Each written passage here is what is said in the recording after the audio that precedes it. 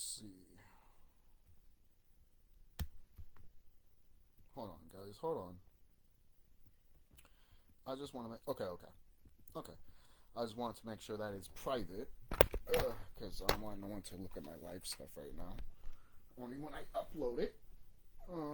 I really haven't gone live on YouTube and Facebook, like, without it being private in a long, long time, to be quite honest with you. But, hello YouTube fans, this is TheSkullKlown. I'm here to... I want to talk about Expedition 33. I haven't beaten the game. I am still in Act 3. So, no spoilers, please. Yeah, no spoilers, please. But I am going to talk about spoilers with Act 1 and 2. Let me just say that right now. So if you haven't played the game, leave. Leave. Leave. And even if you all still going to stay and watch this video, I'm going to have to say leave too, because you have to experience this game. I don't want to overhype it, but I do need to say, as a gamer, as a person that loves turn-based RPGs, play this game. Play this game. Seriously. Doesn't matter if you're a fan of Pokemon, Persona, Mario and Luigi Saga, Final Fantasy, Dragon Quest. It doesn't freaking matter what RPG fan of version you are. You owe it to yourself as an RPG person. I don't care if you're a Dungeons and Dragons type of guy or what is it, wizardry, and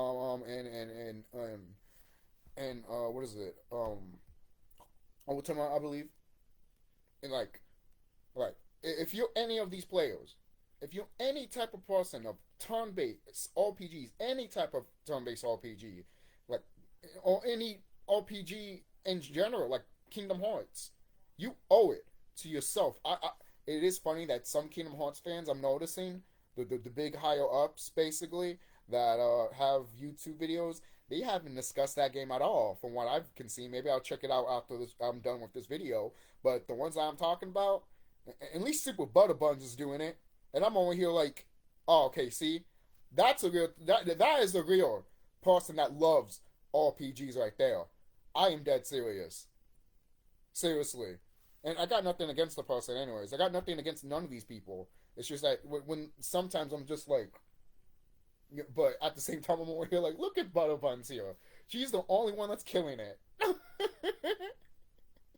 with this stuff, in my opinion. But that's just a person that's, out of, just looking at different YouTubers and shit like that. I was even watching a little bit of Nostalgia Critic, obviously, and, there's just a lot of stuff with that. I'll probably make a video of Nostalgia Critic one day, because without Doug Walker and James Ralph, I want to be here. I want to be here. I want to be making YouTube videos today. But, moving on. Expedition 33. Oh, such a good name. Claire Obscure. By the way, there's an end. Oh, wait, I can't even. Yeah, I will spoil a little bit. Okay, I will say this. I haven't beaten the game, but there will be spoilers. Okay? I haven't got to the ending of the game, but I've gotten far enough to probably talk a little bit of myself about this game. So, let's get started, and I put it 3 minutes in, and I apologize for that, guys. I probably should have never done that, but let's go. This game is... Okay. You start off in this dystopia type of atmosphere. Once you start the game, you're in that menu, you hear the song, and you're like, this is going to be a classic. You know how that is sometimes when you watch a movie or you play a game in the beginning. Like you just have to go to the menu and you be like, "This is gonna be a classic." Or you hear a soundtrack to a movie, you're gonna be like, "This is gonna be good. This is gonna be a classic." Once you press that start button, you literally there you see Gustav. Then Mael comes in. They start talking about what's gonna happen on that day, and talk about Sophie, I believe. And you have a choice. I love that you have this. You have a choice to pick the flower to give to Sophie or not. Or Sophie. I'm saying Sophie, but it's mostly Sophie, which is like Sophia. So there's that. But this part from that was just so good, and also exploring the area when you're on top of the freaking buildings. Well, I thought that was pretty cool. And I was searching around over there like crazy, mainly because I was like, there has to be a chest somewhere. There has to be something. I know where it is. Yes, here somewhere.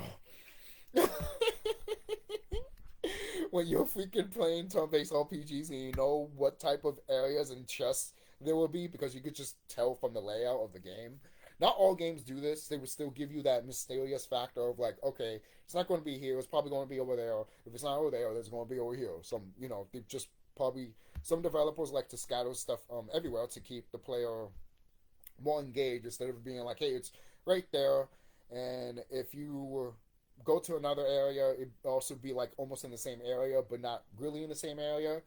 Basically, obviously because it's a different aesthetic and different theme, obviously. But it just depends what game. And this game doesn't. I mean, I don't think this game really does that. The best thing is too is that I went back to every place every time I was done with an area, mainly because there's stuff that you can collect, little those items that you can collect when you can put your what is it, your items up, because items are actually very important in this game. Who knew? Who knew? Who knew? Who knew using a freaking potion is the most reliable thing you ever wanted to do? And you can level up that potion, basically. That's basically what it is. The more you get of certain items to level up your shit, it grows. I'm talking about item-wise. Not combat-wise. That's different. That's different. Oh, I'll get to that soon. But item-wise, it took me a while to figure that out. It didn't take me a long time, but once I saw how, once I pressed triangle or Y, whatever button you're playing on any console, when I press that button, and you could see the item list, and I'm reading it, I'm over here like, how the fuck am I going to get all of this? Like, in the beginning, you have like literally one of each, I believe.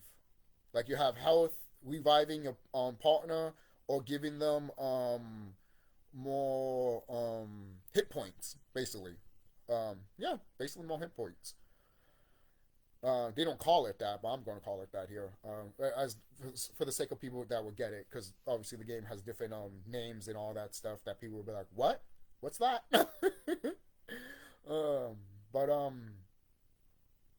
But what's the other thing I could talk about with that items? I will say this: I love that. I love that you had to go back to something. You don't have to though. I did that just because I'm a gamer like that. The game doesn't tell you, oh, you have to go back to get these items again, the revived basically in certain areas or the same area that you were there before.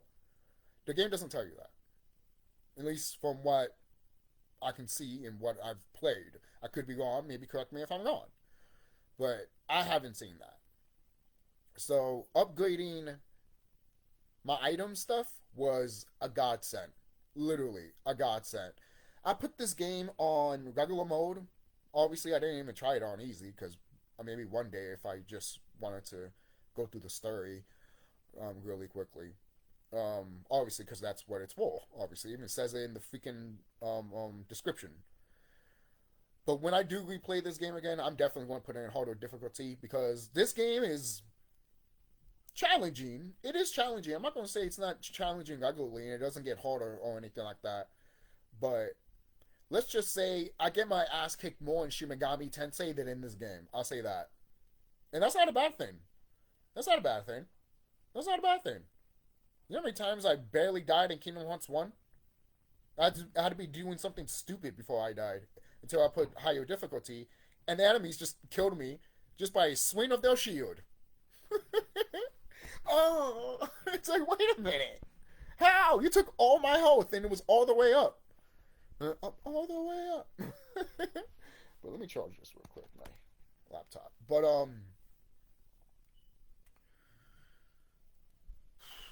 okay. The cast of characters, man. Okay, before I even get to more deep of the story, I still want to talk about the combat before I forget about that. The combat in this game is fucking good. And the parry time is so slim that literally you will feel like, what the fuck, I just pressed the button.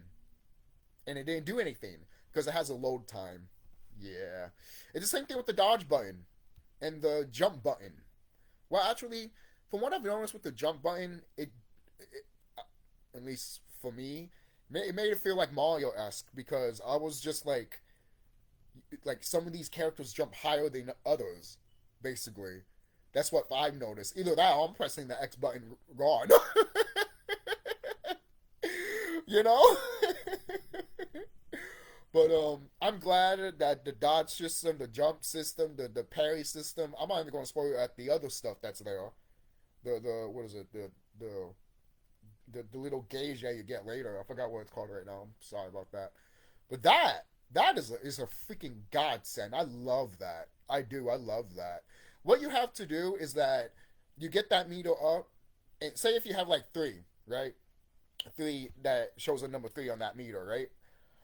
And as long because your characters eventually get like special attacks, almost like final attacks or special move attacks, basically, almost like wrestling. Oh my God, Cena with the FBU. There we go, FBU. But But kind of like in Final Fantasy 10. But the only kind of like in Final Fantasy 10. The only difference is in Final Fantasy 10 when that meter goes up, then you could do your special move. In this game, they give you a list of special moves and has an other bar goes up to 3, and you can use it depending on the number that it says, basically. So if I'm using one of my specials and it says a number 2 on it, basically on the side, then that's the how much it's going to take off the gear, basically. So that is really, really cool. I like that. It is better than Final Fantasy 10 because in 10, even though I love the combat in 10, don't get me wrong. People have been begging for Square Enix to bring that back, and Square Enix is like, wow, a land of make believe, and I'm over here like, you son of a... Do we all feel that way with Square Enix? Huh? Do you all feel that way with Square Enix? I mean, I do. I'm tired of this fucking company. Seriously. You know, maybe it's for the best for this company for literally to be gone forever. Sadly. Even though I want this company to do better, they refuse. They refuse to. How can it's fucking ridiculous. It is. It's ridiculous with this company. That's just me, man. Square Enix is ridiculous, and I'll probably talk about it a little bit, but this game could have been theirs. This game could have been theirs, and I've said it plenty of times, and I don't have to say it anymore. Moving on. So the combat system. If you played, I haven't played Legend of Dragoon, if that's where it's inspired from. Let me look that up. But if you played Mario RPG or the Mario and Luigi Saga games, you will love this game. Little kids are gonna love this fucking game. When when Mario and Luigi Saga, no. When Super Mario RPG did it first, and it's like, I guess you guys are not ready for that yet, but you kids are gonna love it. Hell to the fuck yeah. Hell yeah. Hell yeah. Let's see here. Okay. Let's see. Sorry about this, guys. And I know there's another... Okay, I am right. Legend of Dragoon. It does that. So yeah, basically, Mario Luigi Saga, Mario RPG, and Legend of Dragoon. I'm sure there's more. Like, the Paintress is literally not rip off, I can't say that. Inspiration of literally Goddess Otomisa / freaking Eve from Parasite Eve. You know it is. You know that. When you see the Paintress for the first time, and you see that design, and you're like, oh. And then some other character has the same design as her, and you're over here like, oh. Wait a minute. And then stuff more unravels. But that is in Part 2, Act 2. I haven't even got to Act 1. So Act 1, again, you start off with Gustav. You meet with Sophie. I keep saying Sophie. Sophie, Sophia, basically. I'm just gonna say Sophia so I don't butcher the fucking name. I'm sorry, guys. I'm just gonna have to do it. So Sophia, there's flowers on her and everything like that, and everyone is just looking at her like kind of mourning for her, mainly because this is the day of the gommage. This is the day when the paintress paints something on the wall, and you're dead. Thanos snapped.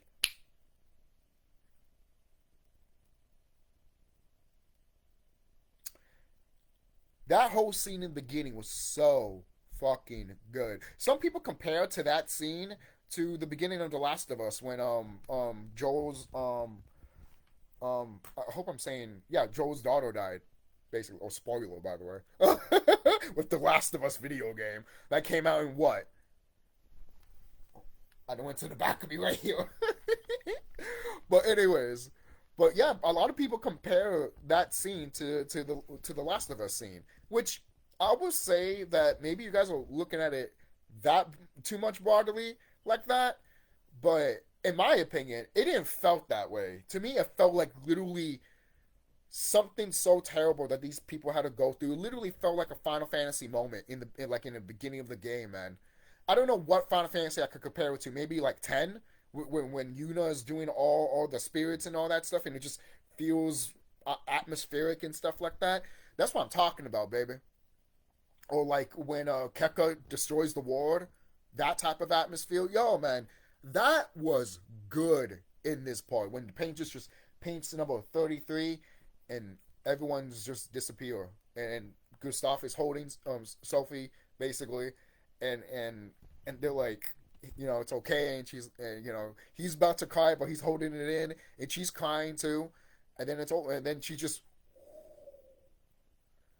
and I want you guys pay attention to the petals in this game.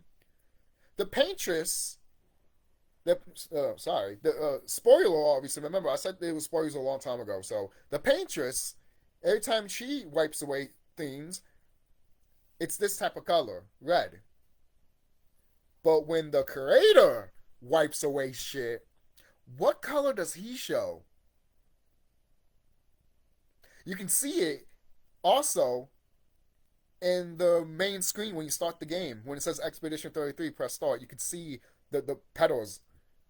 And when I'm seeing that, as far I am to the game now, I'm over here like, these people knew what the fuck they were doing. This is why this game is Game of the Year for some people. This is why this game is the way it is right now. This is why people love this freaking game. Because not just attention to the detail, the carelessness, the me giving a fuck about what I'm making type of shit. That is what I'm talking about, baby. Something that, Disney forgot to do, and so did Square Enix. Oh, did I said that out loud? In many of the gaming industries. Oh, did I said that out loud? Including Rockstar. Oh, did I said that out loud? Oh, I'm sorry. You people that are so hyped for GTA 6. That's fine if you are. But don't expect me to be hyped for it, because not because of the trailer. I'm just tired of this company. I don't want to see their logo anywhere. I'm dead serious. That's my opinion on Rockstar. I feel the same way with Square Enix. I don't want to see their logo anywhere. No, I'm just that done with these companies. I don't give a fuck if you love them or not. I'm done, 100% done with them. And that's sad, because I love these companies. And they don't make product like this, which we'll be freaking begging for. I know some idiot is going to be like, what, you want Rockstar to make a RPG game? You know what? That would be nice. But technically they kind of had with what, San Andreas and Bully? Bully's awesome. And yes, Bully is an action RPG game. You don't level up per se with levels. You literally level up by doing shit to make Jimmy more powerful and more, and you're collecting stuff beyond that. Weapons or stuff you can hang up in your wall. Bully's fucking amazing, bro. It's a good fucking game. And they have freaking stats that show what you do. Even Even throwing a snowball is a stat. Doing a wedgie is a stat. Who thought of that shit? Rockstar. And now they can't do that shit anymore. You know? This game doesn't have stats like that and stuff like that, and that's fine. Because this game with its gameplay is so fucking good. Obviously, it has a layout that you see in Persona 5. I haven't played Persona 5. I do have Persona 5 Strikers, thinking that it was something else, but it's not. So that was my fault, but that's fine. I'll play Shimigami. Might as well. Well, it used to have that name, Shimigami Tensei Persona 5. I don't like that. Sounds pretty badass, to be quite honest with you. Why you took the Shimigami name out? Oh, because Persona was bigger than Shimigami. No, you put that Shimigami fucking name on there, all right? Because that sounds badass with that fucking name. Hear that name, Shimigami Tensei Persona 5. Like, are you kidding me? That sounds badass. That name sounds badass. That will make me buy the game like this, because of the name alone. You know? And a lot of people, let me talk about this before I continue on with the gameplay. A lot of people talk about the name of this game. They think it's too mouthfulless, or like, you know, too of a mouthful. They think it's too long. Also, but I'm over here like just call it Expedition 33, guys. Yes, you can still call it Clair Obscur because that is the top half of the title. But you got to understand what Clair Obscur means. Also, I love this game, man. I love this game. By the way, before I even get more further into this game, before I even spoil even more to this game, I'm going to say this. It's literally Persona because of the gameplay. It's Persona. Could say Final Fantasy X because of how it is with the bar and all that. You could say that, but I'll just say Final Fantasy in general. Persona, Final Fantasy. Obviously, the fun soft games of like Dark Souls and all that. And Elden Ring and stuff like that. You can tell even with some of the monsters designs, which I'm fine with. What is it? Mainly because the story is so good and the characters are great. And you can open. Let's see, but there's other stuff. Let's see. Sorry, guys. Beer and stuff like that. But there's other stuff with this game. Let's see. You have. So yeah, basically, yes. Okay, now, okay. I'm sorry, guys. I almost got sidetracked. So it's Persona. So it's like Persona 5. Obviously, Mario. RPG, like I mentioned, and Final Fantasy, obviously, and again that Legend of Dragoon, because people like to mention it. I haven't played that game, but I've seen gameplay of that game when ever since I was a teenager, and I'm just like, it looked cool. And also, drum roll please, Super Mario 64. Most people are like, what are you talking about? What are you talking about? If you played this game is literally Dark Souls fucks Super Mario 64. And Final Fantasy raised it. And Persona, and it was a big fan of Persona 5. I'm dead serious. That's the game. That's the game. That's literally the game. And not the story, but that's literally the game. And I'm over here like, this is literally Dark Souls meets Super Mario 64. And then Final Fantasy took care of it, and they were a big fan of Persona. That's it. Because this game wears Final Fantasy on its sleeve. And I love it. I love it. It's no other franchise. It's other franchises split good around, obviously. Because that's how we get good shit. That's what happens in my game. My game has that. My game is literally traditional turn-based style. A lot of people look at this game and be like, "Oh, this is the future of all turn-based RPGs. If they don't have a parry system or something like that, or this type of system, forget it." And I'm over here like, so you can't play Dragon Quest then. Dragon Quest doesn't have that system. Dragon Quest 11 does not have that system, and it shouldn't have. Dragon Quest has been the same for years, and it's just adapted its mechanics, and I love its mechanics now. I love the freaking mechanics in freaking Dragon Quest 11 S, obviously, just 11 in general. But it's just so good. It's really freaking good. You know, I don't want no other studio in other video game companies looking at Expedition 33 and they'll be like, "Yep, let's do that." And I'm like, no, there's a reason why there's different gameplay RPG styles. Why do you think people love Kingdom Hearts 2 so much? Or Persona so much? Or even Dragon Quest, or the original Final Fantasy games? Hell, guys, there's people out here that say Final Fantasy died since Final Fantasy 4. Because they didn't like the ATB stuff. So there's been a lot of people that look at Final Fantasy and they're like, it's been dead ever since after 3. 1, 3, that's it for me. There's people like that. It's a shocker to me, to be honest, when I found out. I was like, really? I'm not even mad. I'm just like, wow. You know? Because I love 1 through 3, obviously. I beat 1, I haven't beaten 2, and I played a little bit of 3. And I like the combat system in all 3 games. Because you could see the progression of what Square was doing. It was really good. Really good. I love when I can notice that with these companies, bro. Because it's so fascinating, and it makes it look how much they grown. So imagine an Expedition sequel, basically. The combat is already fine enough as it is. The only thing I'm complaining about is that there's no mini map, but that's really it. I don't know. I can't think of anything else. Crap. I'm messing my leg.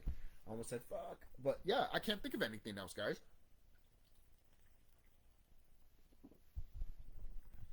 This game is so good that there's not really a lot for me to complain about. So, continue with the story. I'm sorry. Again, I might be here for a long time, and you guys probably won't mind. I'll make an hour-long video about this game, because this game deserves it. It deserves it. It deserves it. And the praise and love that I have for this game. The praise and love that the internet has for this game. Oh! That's another story. But moving on. So, after everyone gets Thanos away, everyone gets ready for the Expedition 33 trip so they can actually go after the Paintress. Everyone gets ready. You can talk to people. You can even fight Mael to practice and stuff like that. There's a few things that you could get coins from people. I only got 2 coins. I knew there was a coin for Mael because I saw a clip of like, hey, where to get the other coin, and Mael had it. And I'm over here like, I fucking knew it. Of course she has the other coin. But I can't beat her because she just kicked my ass several times. And I was like, you know what? I'm done. I'm good. And I'm over here like thinking like, oh, I'll probably just level up later or something like that.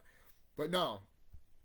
I had once you're in the first area, the spring area, I think that's what's called. Not spring area, but the spring something. I forgot what it's called right now. Sorry about that.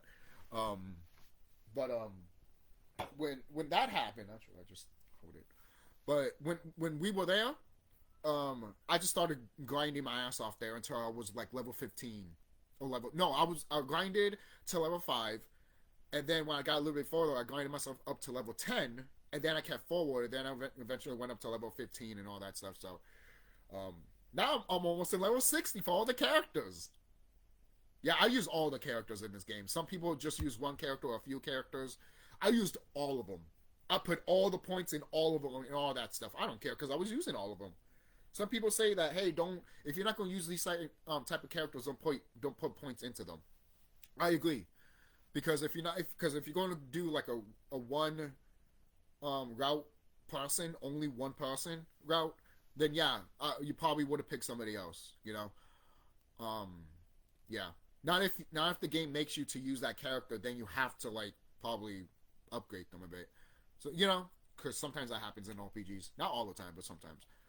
But so everyone's ready for the expedition. And can I explain how hot Gustav's sister is, and how hot Luna is in CL? Luna, not Luna. Sorry, why do I do that? But yeah, Luna, Gustav's sister, the one with the hat, obviously.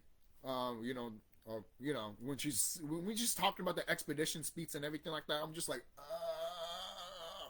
come with us. You could be our save point, honey. Is that just me? Oh, is the kitty hot in here? No. French people, man. But let's see. Whew. So they have this beautiful trip. In literally the beginning when Gustav's sister has that speech, and literally you have this big opening, beautiful scene like in Final Fantasy X and stuff like that, like when they're on a boat and stuff, and then all of a sudden, like once they say Expedition 33, and then it shows a title and everything like that, that is how you knew. Like if you didn't know this game was going to be a classic by the start of the game when you see the menu, then you would have, if you didn't thought about that, you thought about it here. Because I was just like, literally, I knew it was a classic when I pressed start, and then once I got to that scene, I'm like, this is a bona fide classic. Son of a bitch. I'm like, they did it! And this is nothing new with other video games that are good, but good God, it's so refreshing sometimes, man. Because there's so many bullshit out there. And with these games now, and some of them I stay far away from. I barely play a lot of modern games now. This is like probably the very first modern game I wanted to actually get and play. You know, I still want to get Gigabash, those kaiju battle stuff, and get Godzilla and Ultraman, because that shit is fun. That shit is great. Highly recommend Gigabash. Hell yeah! If you ever wanted to, you know, purchase it, or you never thought it was, I don't know, get it. And if you're a Godzilla and Ultraman fan, you will get the DLC too. Because I don't think the game is that expensive. And the DLC is not even that expensive either. Because at this point, $20 for probably all of them is a steal. I don't know how it is now. But if it is $20 for all of them, then that's a steal. Even if it's separate, it's still kind of a steal. Because you don't even have to get Ultraman and all that. Or Godzilla. You could either get Ultraman or Godzilla and you'd be fine with it. Because it comes with a whole bunch of characters, you know. So look at that. Hey, but at least you can replay Ready Player One if you get Ultraman and Mega Godzilla. Ooh, I love that book. But moving on. Do you ever get like kaiju battles in this game? Actually, they're all giant monsters like any other RPG game, which are great. Can we talk about the enemies a little bit before we continue on to Act 1? I didn't even get to Act 2, and I'm sorry. I'm just gushing about this game. I hope you're enjoying it. Seriously. The enemies in this game are really cool. And if they ever reuse an enemy, some of them do different things. And it's been like that for a lot of turn-based RPGs. For kind of how my game does that. You know? It's just a thing to save on resources and everything like that. And might as well change the enemy's color and make them stronger. You know? I know a lot of people might not like that in Dragon Quest. Me, I don't mind it. I mean, Dragon Quest made it a thing. They made that famous. And then Final Fantasy did it. But Final Fantasy, at least with 1, they were more lenient. Of like, no, we're going to have different types of versions of creatures in every stage. You're not going to be different variations. I'm sorry. You know, it's like that. But that's why Final Fantasy stood out. Especially back then. And it still stands out when it does want to stand out.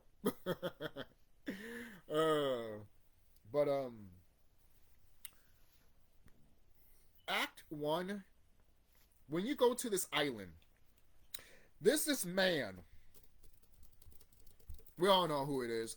There's this man that walks in the island because literally this old boy comes out of nowhere. One of the expeditioners is like, how are you old? What expedition are you from? Where are you from? Whoosh, neck cut off. And I'm like, oh. And you see literally like Gustav and the others are like, and then I'm like, what the hell is going on here? This is like they literally went to an area full of nukes. Seriously, you know. And then everyone gets freaking attacked. Everyone starts getting killed and everything like that. And you over here like, what the fuck, you know? And it's funny too because in the beginning of the game you over here thinking like, wow. I've seen the trailers and stuff like that. You'd think I would have seen that coming, because there's only, 3 or 4 or even 6 characters overall, most likely. Let me see. Maybe 7. I'll say 7. Sorry, guys. Yeah. Actually, there's a lot of characters in this game. Actually, I'm like, no, I'm forgetting another one. So yeah, there's some characters in this game, but when I'm talking about with the expeditioners, there's probably like what?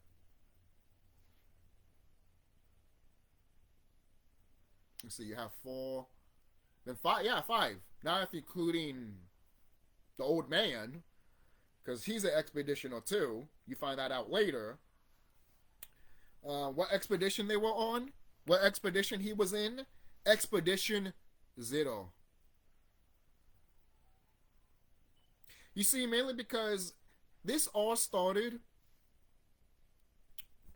I'm not even going to go more deep into that because I want to get to that soon when I get to Act 3. Well, mostly Act 2 actually. Yeah, mostly Act 2. Yeah, that's basically how my video is. Act 1, Act 2, in the beginning of Act 3, and then I'm done. Even though this video is long. Oh well. So, this guy blows everything up. All our friends get killed. And all of a sudden, we're thinking Mael's killed. We're thinking Lune is killed. We think everyone's dead. But if you pay close attention to that scene, when everything's getting blown up and stuff, there's a character that eventually joins your party that is there, helping Mael. And I knew it. I knew it. Because when I saw that shit in the beginning of the game, I'm like, that has to be Mael, and someone's there, and then all of a sudden, boom, like another explosion happens, thinking that, they died there. It was very effective. Very effective, because you thought it was other expeditioners. But no, it was another party member helping Mael. And I don't want to spoil more yet of why he did that. And yes, it was a he, which, okay, would make sense. Later on, when I tell you.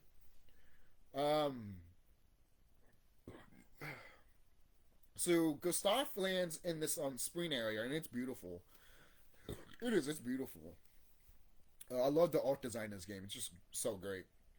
It's literally like a painting. Get it? Because the paintress? Huh? Especially when you find out more about the story? Huh?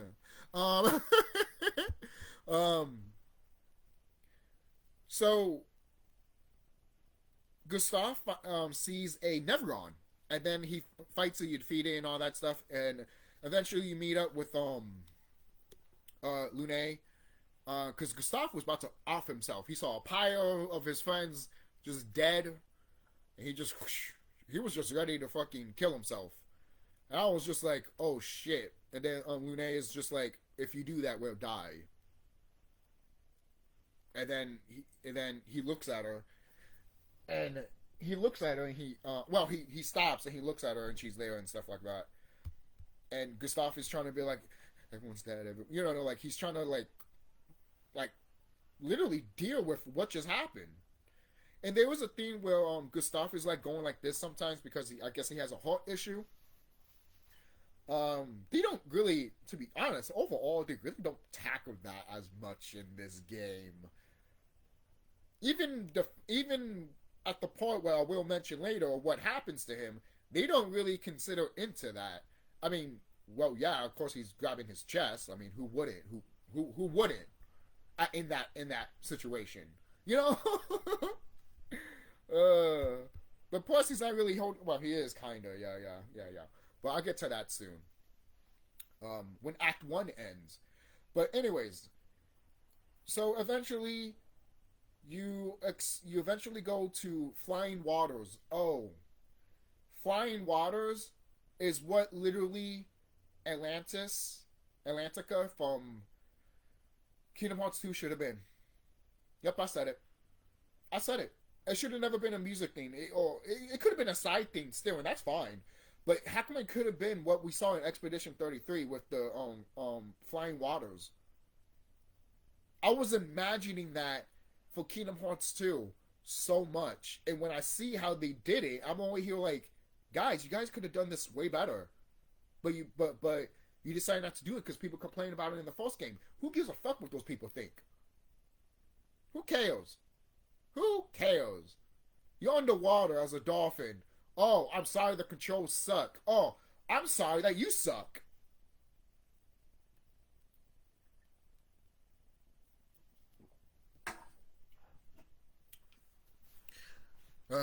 Fuck you. Oh, I'm sorry. I'm sorry. I apologize, guys. I apologize. I'll apologize for that. but still, I apologize for that. Most people are like, you don't have to apologize, but I'm like, I kind of have to, you know. For some people to be like, you know what? The internet is just wired. But anyways,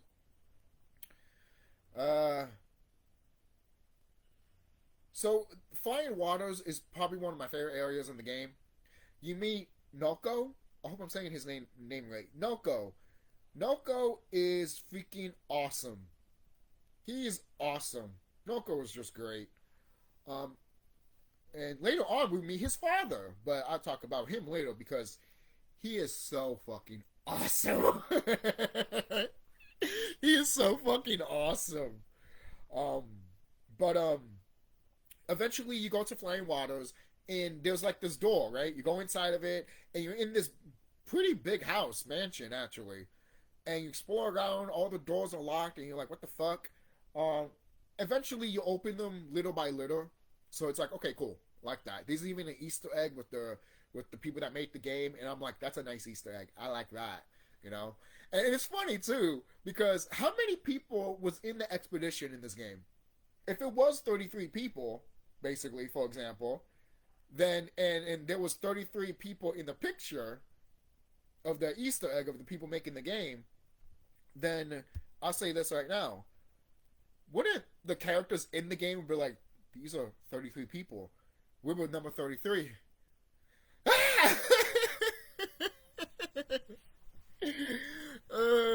Like it would just blow in like the characters' minds in the game. What is this? What am I looking at? That will be freaking funny as hell. It's like a side thing, not like a main story thing, but like a what if scenario, you know, if they had those. That'd be cool. But oh yeah, and around when you're exploring around the world and the areas in the game too, there's like little basically little records. Kinda like you see in Bioshock. Oh, yes. I have that in my game. The only difference is that you don't keep them obviously. You gotta go to the skeleton to talk to them, basically, because it has like a record of what happened in ancient times and shit like that. So there was that. I did that in my game because why not? You know.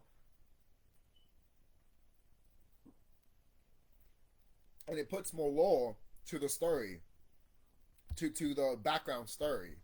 You know, and some of them are different. They're not all going to give you lore. Some of them are just going to give you like passwords for your characters and stuff like that. That's how you get your ultimate weapons in my game. So, anyways. Moving on. What else is there?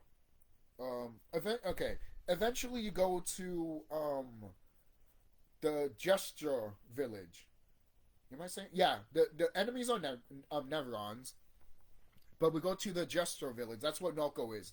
Noko is a paintbrush wooden boy. I want to be a little boy. And they always want to fight. These guys are amazing. The what is it? I keep saying Nevrons now, and I don't want to say Nevrons. No, it's not. It's not that at all whatsoever. But Noko's people are really, really freaking cool. They're really, really cool. I think they were cool. Some of them are assholes. Obviously, there was one guy that wanted to give me the Excalibur, and I'm like, cool, I got the Excalibur, and it's like, I don't know why, and then they were like, I don't know why you want that weak weapon, and I'm already like, what? The Excalibur, you know, the one from Final Fantasy 1 that you can equip. That's weak. That's a baby's toy. That's a baby's toy. Baby's toy. If you know that reference, you deserve a Back to the Future cookie. Oh, great, I spoiled it. No. But still, how can I say that quote and no one does not know it? You know? But which Back to the Future is it? See, the plot thickens. Obviously, if you know, if you're a moviegoer and a hardcore Back to the Future fan, you know which one that came from. So, but anyways, yeah, I think I went inside my menu to see if I have it. I don't think I have it. I think it's one of those things that you pay for. They say you have it, and you don't have it. I need to check my menu again. I am going to play it a little bit later. But that's a whole other situation. Yes, I have the PS5. Maybe not this one for long because it is messed up and it was owned by my sister's boyfriend. So there's that. I only had to spend $200 on it, but I know $200 is a lot for people, and yes, I get it. That's why the way it is right now, I am kind of upset with it because I spent $200 on it. I could have just literally saved that money and get something else, or a brand new system actually, but I've been testing that, so it doesn't really matter. I'll probably make a video about that another time if you guys want me to. And my situation too about what happened with the apartment and all that stuff. So I'll do that in a later date. This is all about Expedition 33. I just want to keep you guys updated if you're a long-time viewer, you know. So the Gestrels, there we go. The Gestrels in this game, you can fight them. Some of them you can fight them. Some of them you have to fight other Gestrels to fight those Gestrels. And the fights are really fun. They're really fun. There's even one gesture when you go to one of the gesture arenas, and one of them's like fighting as a kung fu master and stuff like that, and they were going like this. And at first I was like, how come that looks familiar? Until I saw someone online talking about it, and I was like, I knew it. I knew what that came from.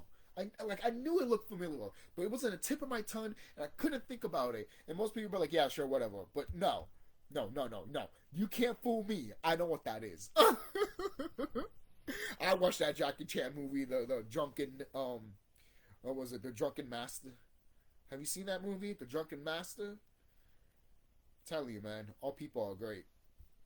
Seriously. I mean, they put an Asian man in it to represent, you know, Asian people. That's fine. But bro, like, because they learned that from us, seriously. Because if you look at ancient tablets and shit. But anyways, that's a sidetrack. But the other thing about this game, when you're in the gesture area, you see this paintbrush goddess, and you're like, I tapped that. She is fine as fuck.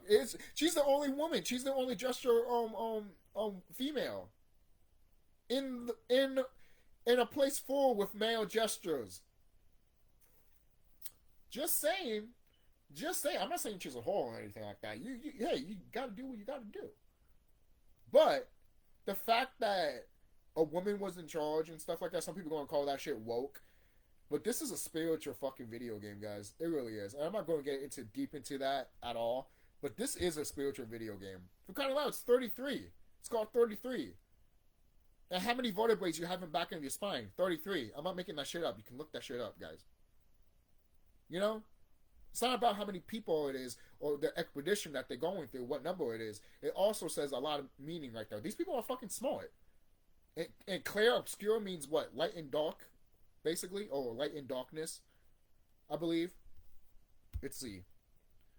But yeah, there's a lot of things here, especially SDA. SDA is one of my favorite fucking characters. I hope I'm saying his name right. SDA is one of my freaking favorite characters in this game, man. He is freaking awesome. He's humble. He gives wise speeches, and they've been quoted online now. Because he's an icon now. He's an icon. He's a legend. He's an icon. SDA, man. Like, I want to the plushie of SDA, but I want to plushie with all the characters actually. And And maybe the paintress and the creator too, because why not? I will have all those plushies. Why not? They're not. They better not be fucking $30 each though. Like, like uh, like this one over here. That's why I didn't get his fucking wife. Plus, I like that design better. I know the one with the open mouth is really cool and the eyeballs. That's really cool, but I like that one a lot more. That's just me. But moving on. That's how you know I'm a fan of Beetlejuice. But moving on. So you hang out in the gesture area, and the game. I love this about this game, man. This game, when you're in the gesture area, the gesture village, actually, they want you to come back here multiple times. It is so good. It's so good. It's good. It's good. I like that. I like that. I like that you can go to an area and automatically it screams, you're gonna have to come back here a lot more. And I'm over here like, yes. I loved it. I loved it. I loved it. I still need to go back to that place because there's so much stuff I still need to do over there. Because I've just been doing the story and other side stuff with the story, you know? So yeah, let's see, is there anything else before I talk more about spoilers here? I mean, is there more? Like, maybe I could talk about maybe the gameplay a bit, or probably not. Because you guys need to experience a lot about, not just the gameplay alone, but, the characters, the environment in this game, you know? I remember telling myself in this game that, wait a minute, these are gestures, right? And they look like paintbrushes, you know? So that told me a lot, you know, that literally told me a lot of probably who created them, you know? I don't think it says specifically in the game. I could be wrong. But hey, maybe I need to beat Act 3 so for me to find out more. And that's fine. And that's fine. And if you know, and they already told me before Act 3, you could just spoil it and tell me right there. But if Act 3 explains that, then please do not spoil it for me. Alright? Because, again, you will get blocked and deleted. And I don't want to do that to people. This is a fun atmosphere about this great game that deserves to be fucking praised. Seriously. Because games like this, man, like, what is it? Borderlands 3, I believe that game, what it is. I've always been intrigued by it, but I never played the games. And when I look back at the gameplay of it, of Borderlands 3, I was like, oh, I've seen this type of gameplay before. I've always been intrigued into that. But I never got into the series or anything like that. So, and that's fine. It's just that it looks really fun. And I'm glad that game's doing good. Congratulations, guys. Seriously. Like, any game that is doing gaming right and not doing what we see now with gaming, salute all of you. Salute all of you. Seriously. Hold on.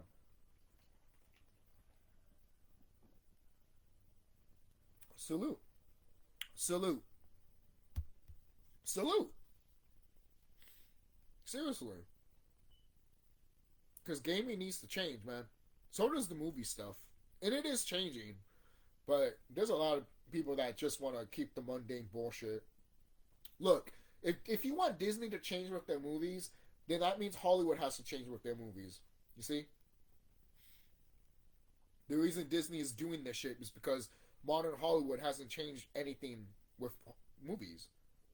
There's some good movies out here, but overall, I'm just like, we can, like, some of the stuff we can watch that was from the 80s and 90s, and 70s and 60s and 50s, for crying out loud. There's a difference between a remake, that's fine, especially if it's well warranted and good, like the Nosferatu one. I heard that one was great. But anyways. I apologize for that. So let's go to the end of Act 2. Because when we're in the gesture village, we meet CL, fourth party member. And she is a badass. Maybe, okay, since we already got 4 party members, I should talk about how they play. that's the one thing I haven't talked about. I talked about the gameplay of this game, right? About, well, maybe I should talk about it a little bit more then, because again, it has that command style of Persona, so you can, you can also aim and shoot at enemies' weaknesses and stuff like that. Sorry that I didn't mention that earlier. There was just other stuff that I was paying attention to that I really enjoyed about this game. Um, Anything else too? Obviously, I will get to the characters how they play. But I'm talking about the gameplay itself. No, no, that's pretty much it. Any character can use a skill, regular attack, or their items. Um, and there is status effects in this game, but guys,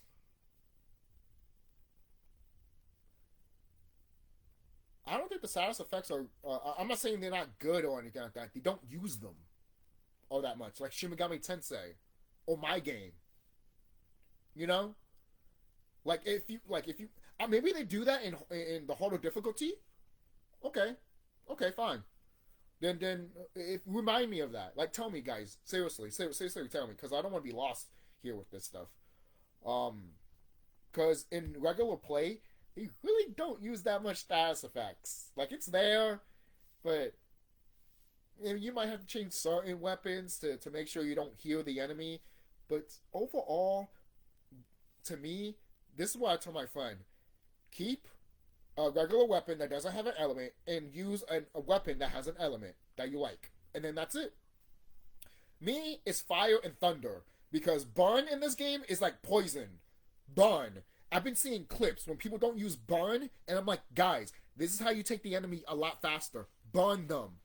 That's my L has a lot of stuff like that for a reason. And so does Lune. They both have that for a reason. So use it. I've been seeing YouTube clips and people barely use burn. And they're wondering why they can't defeat this enemy. Because you're not using burn. You have to use burn mostly in every battle. And I love it. I love it. Burn is freaking awesome. Burn could be overpowered as hell. Because you can burn yourself, and while you're burning, your attacks are even greater if you're holding a weapon that can burn an enemy. Especially if they're all burning on top of it. Oh, guys, the fucking system in this game. This system in this game is so good. It's so freaking good. And the customization with your skills when you have a lot of luminas. Oh, God. It's so good. It's so good. It literally is like Final Fantasy 9. You know, when you have a weapon in Final Fantasy, if you haven't played Final Fantasy 9, this is how it is in Final Fantasy 9. You grab a weapon, and it has an ability on it. You can't have that ability until you level up that weapon all the way. Now you can keep that ability. You put that on. You can equip that ability on you, and then you can see how it is in battle. Like some of it is auto potion, so you don't have to go to the menu and auto potion yourself. You can just automatically get auto potion or float. You know, I kind of wish they had that in this game because I love float. Float is one of my favorite fucking things ever in any RPG. Why? Because if an enemy tries to hit you, they miss. That's why I love float, because you're floating. But this game doesn't really need it, but it'd be cool if they did. It'd be cool if they did. But the only one that is floating in this game is Lune. So, with all sexy legs and feet. Yo, I'm telling you, someone had a foot fetish. And you know what? Thank you. I'm not into feet or anything like that, but I don't mind looking at, Lune's feet. Oh, that ass. Have you seen her ass in in the swimsuit? Same thing with CL. Oh, CL in that swimsuit outfit. I'm like, I'm done. I'm done. Did you see her crack? Did you see her ass? Compared to Sierra's ass, I'm like, I'm done. I'm done. I'm done with these developers. I'm so freaking done. I love this game so fucking much.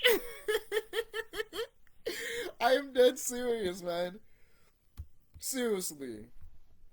Oh, man. You have two beautiful waifus, in this game. Not if you're younger and you play this game when you're like 10 or 12 or 13. because CL, I mean, because my L is 16, obviously. So they have that crowd, obviously, the teenage boys. So there's that. Um, and then they made a redhead too. Oh yeah, the teenage boys are gonna love that. Are you kidding me? Like, imagine like, what is it? With what is it? CL and freaking Lune with redhead. It's like, ah, yes. Even though they look fine already, like, damn, CL. Whew. Sorry, I just gush about that woman because her fighting style alone makes me gush. All right, seriously. Let's talk about her fight. Let's talk about these people's fighting style. Gustav's fighting style is really fucking cool, and I'm going to talk about all the fighting characters that you play as. So there's that. So let me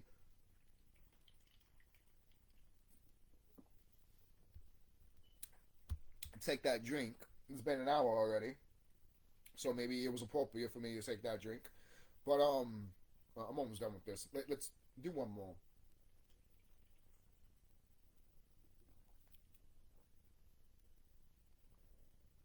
Before, yeah, I have to chug this sometimes. Before, I have to drink it before I talk about more about the gameplay.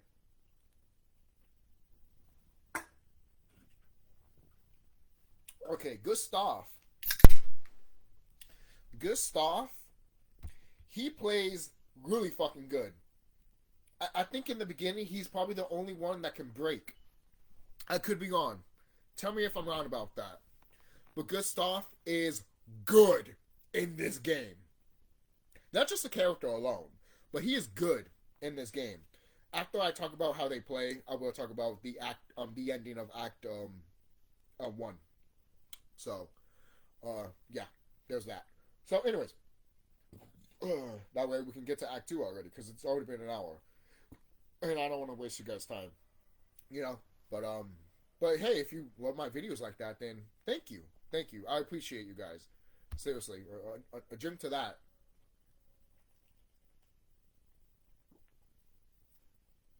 Seriously. But,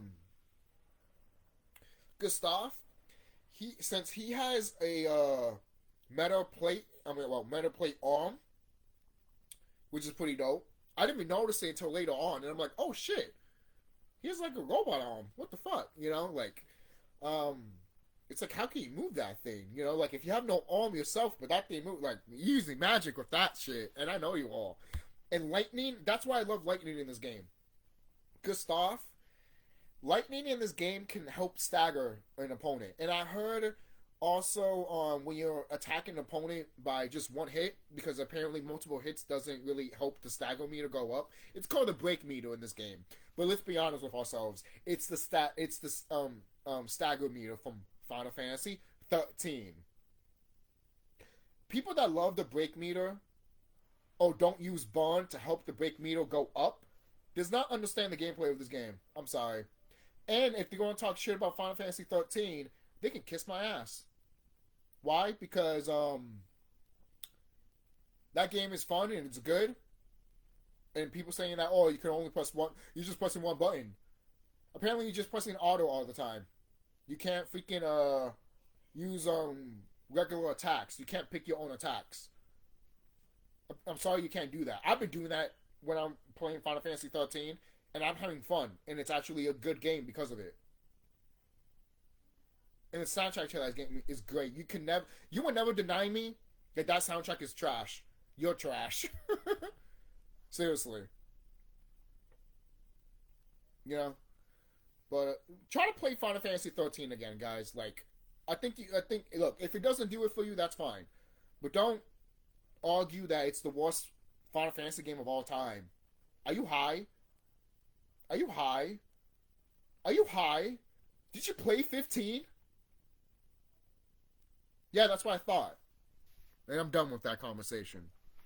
So, that break meter is something. And Gustav is one of the people that you should do it with. Gustav is so good.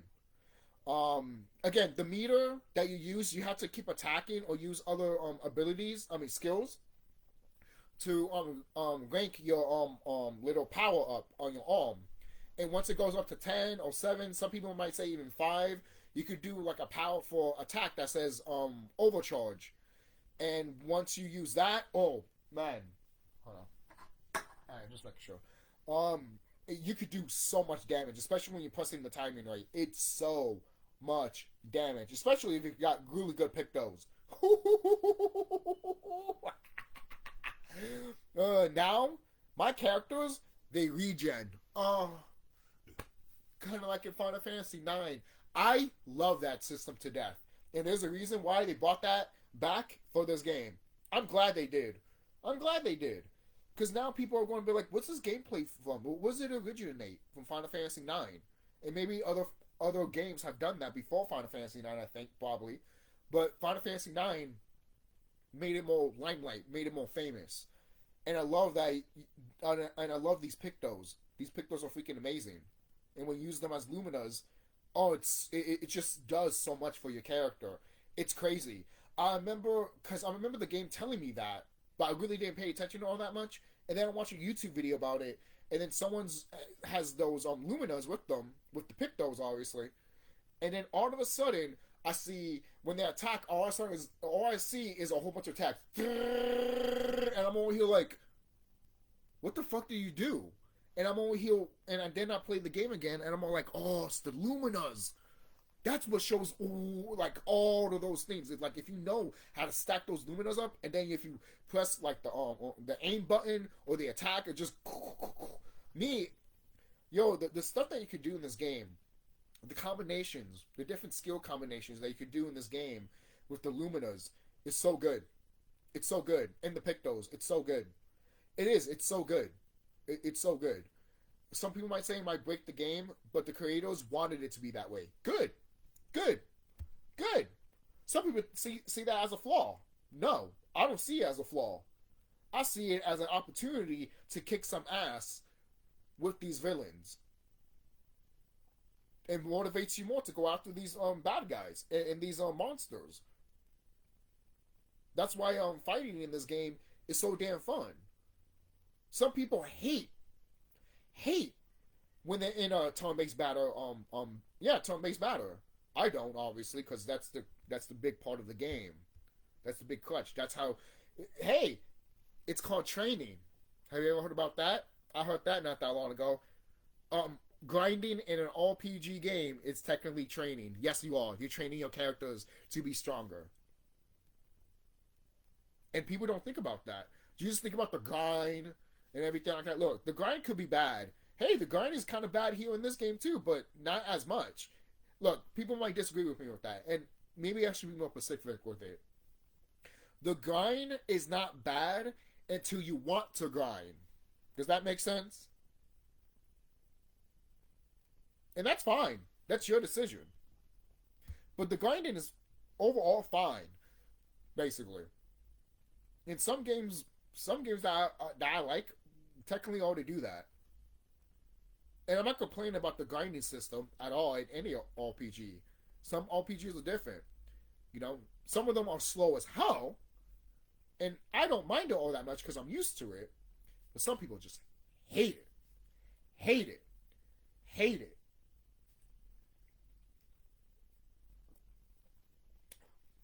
And that's fine.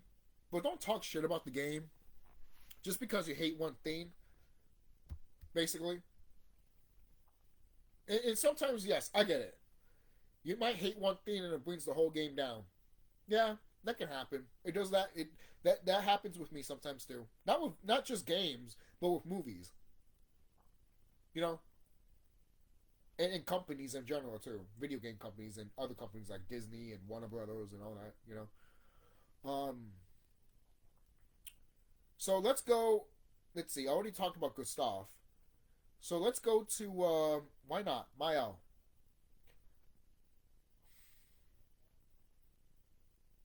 Mael, even before they nuked her. They nuked her.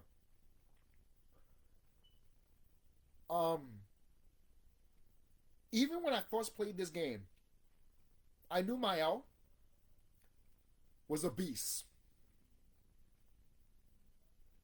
And I knew deep down she was the main character. Because no one's not going to attack that big, that hard, if she's not the main character. She fights like a beast. For no reason. For no reason. Obviously, storyline, most likely, obviously. But when I first played the game, I'm like, there's no reason why she's this powerful. There's no reason. There needs to be some type of storyline that why she's this powerful. There is. There is. I'm not going to get to it yet, but there is. There is. And I don't think it's bad. I think it's great. But, good God, I was just like, there's a reason why the creators nuked her a little bit. Because she's too fucking strong. And I look, I'm not complaining about that. I'm not. I'm all about characters literally annihilating bosses and annihilating freaking enemies. I'm all about that. I've always been all about that. Because sometimes you just want to be like, ah, you know, especially if you're a guy. I don't know how you females feel, because I'm not a female. I'm a bro. You know, I'm a bro. So I don't know how you females feel about that. Maybe when you see us being so testosterone and be like so like getting so much power, and you be like, ah, maybe that turns you on. Hey, if it does, call me. And all men should be appreciated that there's women like that. I'm dead serious. All right. But moving on, my L, she's a fencer. She's literally a fencer. You can tell by her weapon. For crying out loud, there's another weapon that she gets that it's literally a fencer weapon. You can't make this shit up. You know, Gustav is like a gunblade type. Gustav is a gunblade type.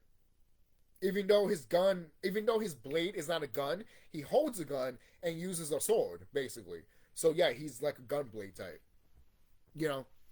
So, and my L is a fencer. So good though. She's a good fencer. She has standard, and she has defense, and offense. And there's something else too that I can't remember too. But yo, when I saw that stuff, it reminded me of freaking Yu-Gi-Oh!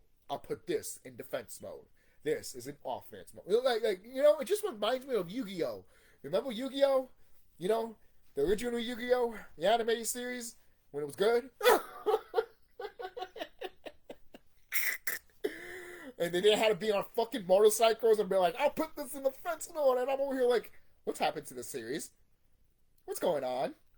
At least little kids like it. This shit's not for me anymore. Season 1 of Yugi with Yugi and not another character. Why are you gonna call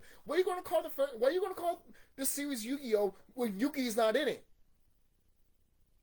I'm done. And it's not about their kids or anything. I'm done.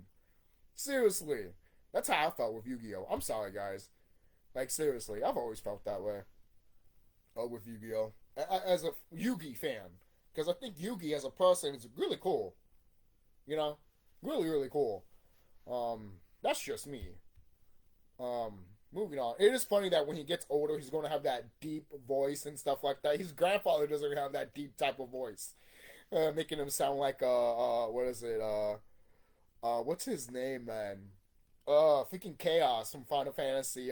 From the city of Final Fantasy, you know? Making him sound like Chaos from that game, even though it's not probably the same actor and all that, obviously, because I would have known.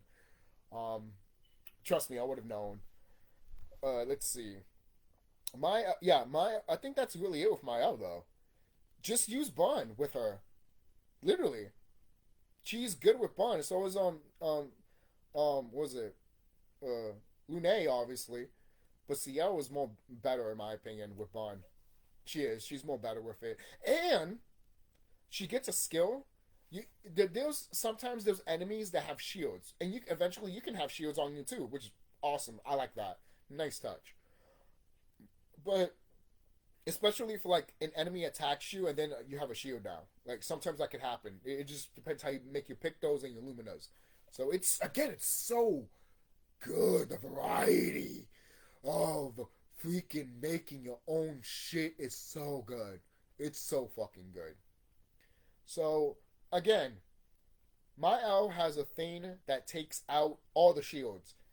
Get that and never look back. I'm dead fucking serious. Get that and never look back. Alright? Seriously, I'll talk about Lune soon. She's next. Because the way she plays, chef's kiss. Chef's kiss. Chef's kiss. So, my L is worthy of, like, seriously, like, Maya is so good in this game. She is. She's really good. She's so fucking good in this game, bro. Um, yeah, just pay attention to her fences. And once she's in the high fence, you go all out on that shit, bro. It's like with every character. Every character kind of has that in this game. When they're in that highest attack, you go all out. All out. As you should. As you should. Because you're going to see numbers fly like they were candy. You're going to be like, ow, ow, ow. Especially when the characters have double attacks, like Ciel and Gustav. Oh. You know that Asian guy when he's just standing there and he hears the... He's like, oh. That's how I feel. Ah. What was it? Gustav and Mael hitting multiple attacks. Yo, for real, yo, I need to share that clip in fucking in the what was it, Expedition 33 Facebook page. Yo, I need to share that clip and put it in the top when you what was it when Mael and Gustav hit multiple attacks at once. It's like and you see the numbers fly. Oh, that's what I live for, baby. That's what I live for. See, you guys, like, if you can't get like this with turn-based RPGs, get out of here. Get out of here, man. Get out of here. You don't deserve to be you don't deserve to play these great games, man. You're just gonna look at them as a waste of time, piece of shit. Oh, I hate waiting. You have to do that with Uno, with dominoes. So what's the difference with turn-based RPGs? That's what I thought.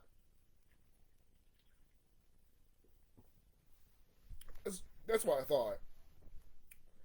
But you could do so much with Mael, especially when she gets the ultimate weapon of hers later on in the game.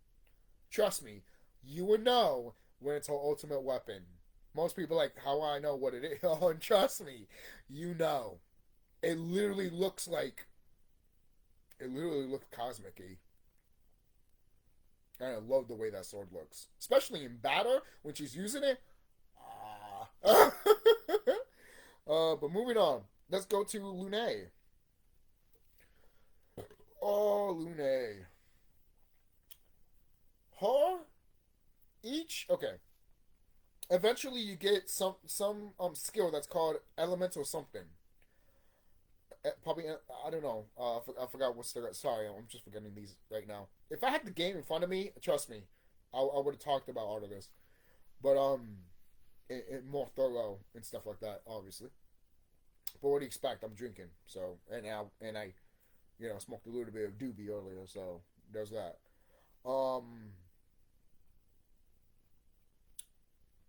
Let's see, Lune... She has different elements. And the element thing that I was talking about, you equip that on her. And eventually you use the different elements that are permanent for that skill. And you could do that skill. Some skills are like that. Not all skills, but some skills are like that. And some skills, you don't even have to do that at all. Because you could just multiply use fire, basically. If you need to, you know. Because they will burn the enemy. Or you can use like fire, thunder, water, and when you get it, darkness, basically. Dark. I don't know why I keep saying darkness. Maybe Kingdom Hearts, but dark. And then that all combines together to make something, or something will be activating skill for you to actually use it. It's so good. It's so good. It really is. Like, Lune is so good. And there is an earth element that I have to mention this, because if I don't, I don't think my friend will see this video, but I will have to mention it. There is an earth element that if you use it, I think it will help you is it with your HP or with your meter that goes up? I keep forgetting about that. I apologize. It's one of those, I think. Correct me if I'm wrong in the comment section, guys. You guys can double check. Please correct me. Look, anything that I get correct, everything I get a little bit wrong here, please correct me. Alright? I mean, I'm 31 years old. In this game, they would have called me an old man. So, so there you go. I'm dead serious, man. Seriously. Maybe this is not a good time to mention, but in the beginning of the game, there were some women that you talk to, because you can talk to different people in this game, which is great. You can find other people too when you're exploring in the game later on. But Gustav, not Gustav, Sophia. She talks to this lady, right? And all of a sudden, like, this lady just says that why you don't have kids, and it's like, oh, I already like explained that. I don't have to explain that here. This woman doesn't want to have kids because then her kids will go through the same way. Basically. And the woman that she's talking to, she already has a kid. And she faded away too, along with Sophie. Not Sophie. So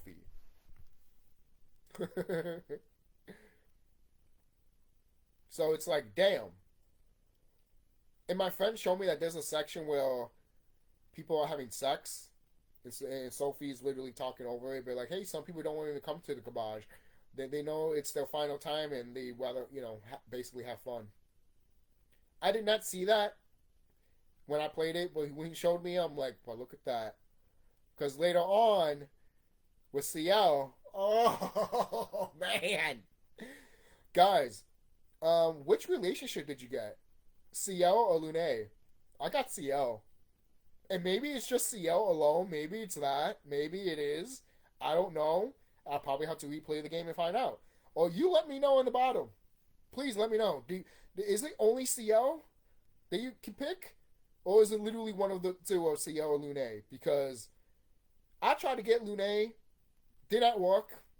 And then CL was just like, I want you. And I'm over here like, yes! Because there was an option of like denying her, and I'm like, no! Are you high? CL? Wait till I get to her. Wait till I get to her when it comes to the freaking battle mechanics. Because, but Lune is great. Let's go on. Let's go to CL. Let's go to CL. CL, in this game, oh, have my babies. The combat style that she has. She uses tarot cards. And she has a fucking double scythe. Oh. You mean to tell me, am I going to fall in love with this woman? Screw you. Are you kidding me, man? This is the type of woman that Leatherface will be fucking blushing that he's right next to her. I'm dead serious. Robin for One Piece? That's CL. I'm not saying fully and surely, but the idea, that's her. That's her. Oh man. Oh, she's so like there's so much emotions with her that's bottled up a little bit too. It's so good. She's scared of water. There's a lot of things that happen with her husband too. There's just so much. Look, you get to talk to these characters, Mael and Lune, and you get to know them better. It's just so good.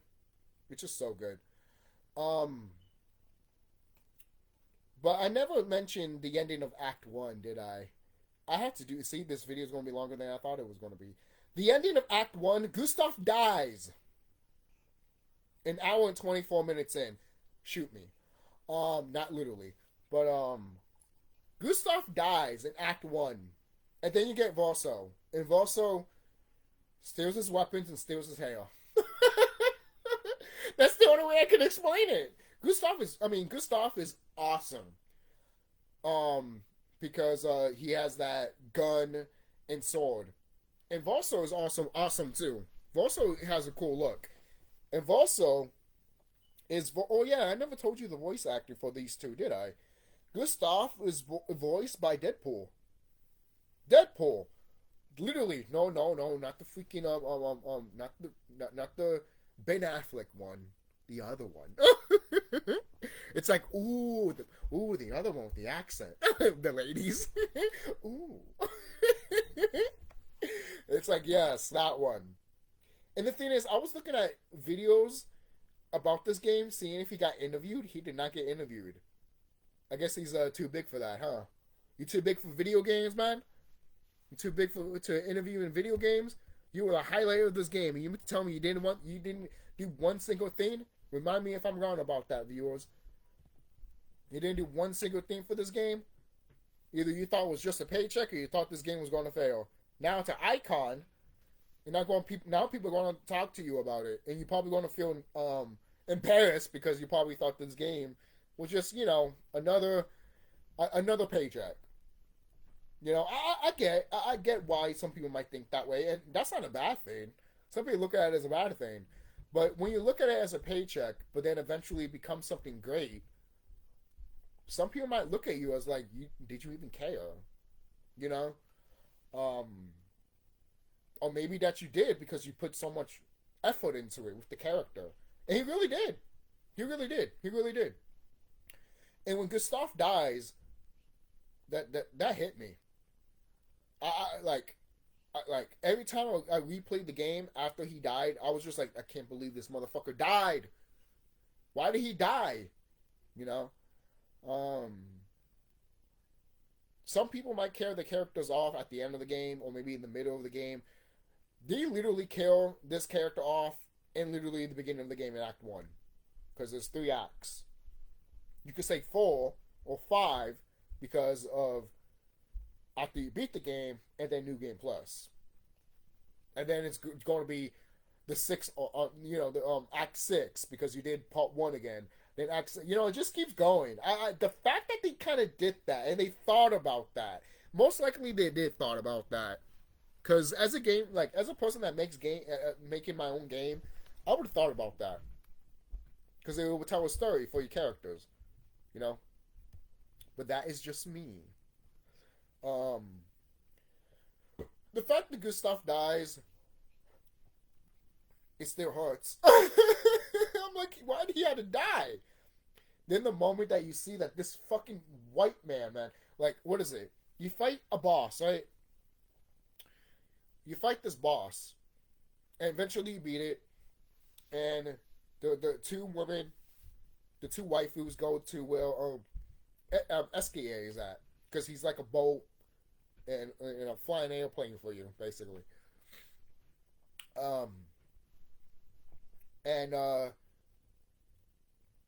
They're just throwing rocks. Gustav is about to throw a rock because that's the thing that Gustav and Maya always do. Because the paintress was close by, basically, telling you that you were getting close to the paintress storyline wise. I like that. I really do. Nice detail that they did that. Because outside of the ward, when you're in the ward, which looks like a freaking damn it, I forgot what these wards are called right now, man.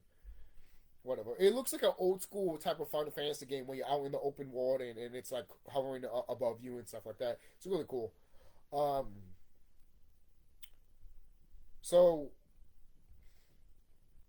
they're throwing rocks. Like Gustav is about to grab a rock and throw it at the paintress because Maya is just like, she is a little bit closer now. Maybe you can hit her now this time, So in my L and Gustav adapted her, and my L looks at him as like a brother, but also a father, So it's just so good.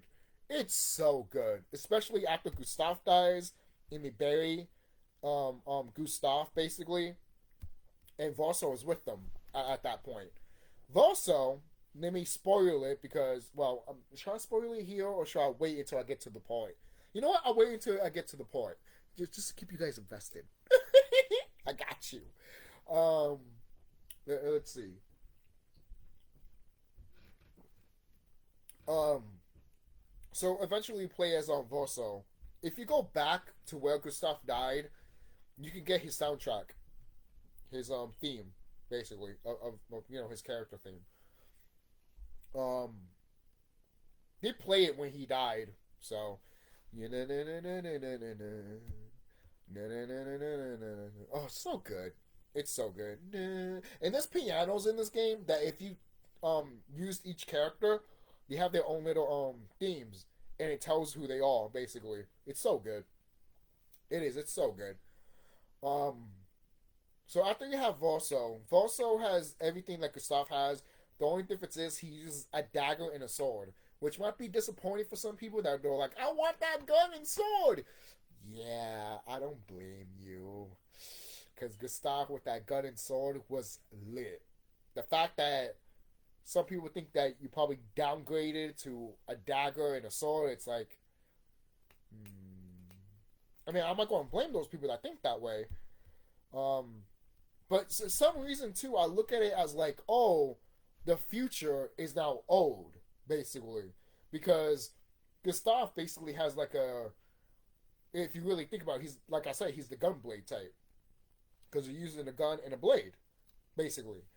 And that's like that's so like modern Final Fantasy with lightning and Sqawn, obviously. And even with damn it, what's his name? Noctis in Final Fantasy 15. He had a gunblade also. So it's modern. So when you go to Vosso and he just has a dagger and a sword, it reminds me at least the traditional Final Fantasy when you have that black mage that using a dagger and that warrior that uses a sword. You know, so that's how I looked at it.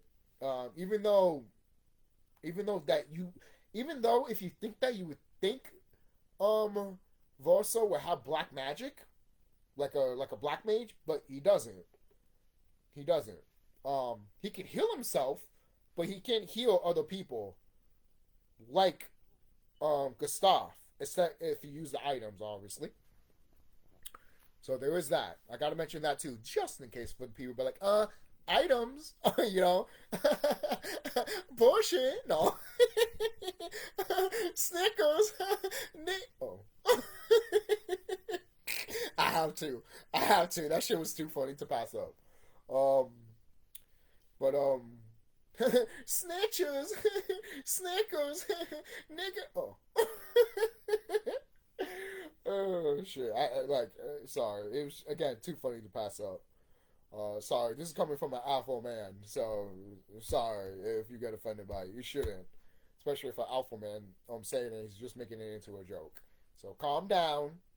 Yeah, I don't want it to offend anybody. Calm down. So, um, moving on. Once Gustav dies, you get to Act Two, and they're mourning like crazy, man. My L, she freaks out when Gustav dies, and my L is basically the main character at this point. You play you can Voso comes out of nowhere and basically he's like I'm the main character, and he's not. And you're not wrong, but Mael at this point she is the main character, but it's funny. It's Gustav and then Voso, and then later Mael. Oh, you see how they did that there? You see, you see how they did that? They were like hyping her up to be the next main character, but it took two characters to be the main character before her, basically. Even though she was always there, you know. Obviously, they've done that a lot. I mean, well, I don't want to say a lot. They've done that in fiction before. I'll say that. So, and it's not a bad thing. It just depends how you do it. And I like it here. I like it in this game. I do. Again, I love this game. I love this game with the characters, the story, the atmosphere, the bosses, the story with the bosses. Oh, just good, just good. Um, so when you get as Vorso, Vorso plays like like not Shimigami, like basically like what Final Fantasy 16 should have done if you've taken a page out of what's it called Devil May Cry basically, because because in Devil May Cry, when you fight, you get like ranks, like a rank D, C, B, and all that. I think you get that also in Bayonetta. Correct me if I'm wrong. I haven't played Bayonetta in a long time, so I didn't play it until the first game came out. I want to play the second one, but now it's all about with the Nintendo stuff. So I'm over here like, at least Nintendo kind of embrace Bayonetta and the rated M stuff. The fact that she was in Smash Brothers says a lot. That's just me. So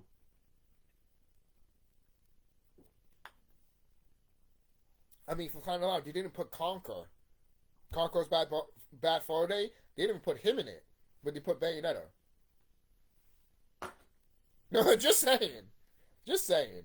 But moving on. Damn, I was going to talk about CEO's weapon. I mean, stuff. Sorry about that. There's just so other stuff. There's so many other stuff. So there's so many stuff to get to. That's why this video is so long. CL's CL, she can use tarot cards, and one is a sun, one is a moon. You can use each one, and eventually it stacks up to a twilight. Once it stacks that up, you could do a very powerful attack. And it depends what skill you have too. Sometimes, when they look like they're painted, they do more attacks, but they die right after. That's what happened to me with CL, at least, because she became all painted at one point. I was like, "What is that? What is that?" And every time I attacked the enemy, and it was more powerful, the attack, she died right after, basically. And I didn't have the attack of like die after and all that stuff. You know, beginning of battle, you die, and there's I didn't have that equipped on me. I didn't find that yet until a few days later when I was playing the game. So maybe I need to figure that out. I still haven't figured that out still to this day, even though I'm in Act 3 of this game. But maybe I should look it up online, even though I probably shouldn't, because I want to be surprised and figure it out myself, you know. So anything else? With CL? No, she's just a completely badass. And the reason I had to talk about Verso before more about CL is because because for me, they have a little bond. And the sexual tension between them is so much. To me, CL and Verso are head canon for me. They're head canon. They're head canon. I heard they're gonna make a movie about this game. Do not fuck it up. Just like the actor Monoko said. Not Noko, Monoko. Noko is the kid of Monoko, basically. Monoko is his father. But the Monoko actor, I hope I'm saying his name right. When he was told that, hey, they're going to make a movie about this, what do you think about it? He's like, they better not screw it up. I agree. Do not fuck it up, Hollywood. Do not fuck up Expedition 33, the movie. Do not. Do not. In my opinion, you should have made it into a TV show. You got 3 seasons in your pocket right there, bitch. Season 1, Act 1. Season 2, Act 2. Season 3, Act 3.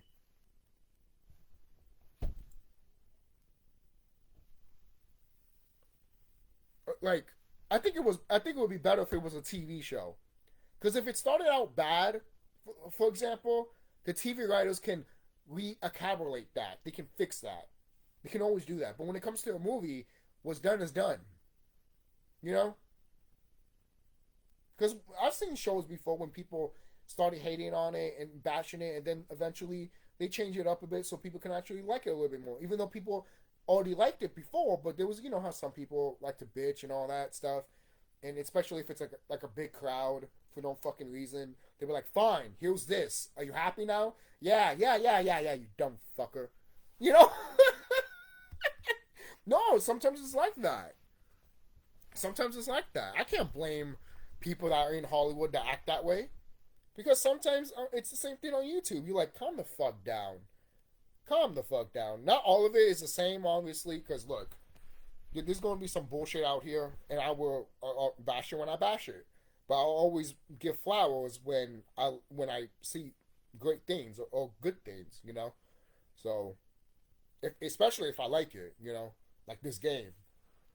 Um, I was watching Until Dawn, the movie, a little bit, and I see the ratings for how much people like this movie, and I don't get it. I never played the game. To be honest, the movie makes me want to play the game because not because the movie's bad, it's because I actually enjoy the movie so much that I want to play the game. You know? So I think Until Dawn, the movie, I think you guys should watch it. If you don't like it, that's fine. But I think it's really, really fun as a horror movie. And that's what horror movies should be. Fun. That's how you become a classic. That's how you become memorable. Just have fun with what the premise is. That's really it. Why is that so hard? Jeez. I don't know why that's not hard. I don't know why that's so fucking hard in modern fucking Hollywood. When decent is celebrated to the point that it's like, yes, thank you, except for the Lilo and Stitch movie. Yep, I said it. I haven't seen that movie yet, but I don't even want to see it in general. Because the original is a classic. And I knew Disney was going to do their remake bullshit. Seriously. I already knew that. And people always hear like, give it a chance, give it a chance. How many times are we going to give it a chance with fucking Disney? But that's another story for another day. How many times are we going to give these live action remakes a fucking chance? Fuck Lion King, fuck Aladdin, fuck Beauty and the Beast. Yeah, I said it. Still to this day, from what I've heard, Cinderella and Maleficent are the only good ones. And I haven't even watched those two yet. Because I just refuse to watch these movies. So moving on. Oh yeah, and I like the Jungle Book and Pete's Dragon. Let's just say that. I enjoy those ones. Because those ones were actually fun and good. The fact that we have a sea of crap compared to probably 2 or 3 that are good is not good. Disney. But moving on. Voso and CL, ooh, they get it on. They get it on like it's Donkey Kong. Voso is tapping that, and CL is tapping that. I'm dead serious. They're messing with each other. You want to go on adventuring? Oh, I was just like, when that happened, I'm like, this is not real. This is not real. Because I was enjoying the game, obviously. But when that shit was happening, I'm like, this is not real. This is not happening right now.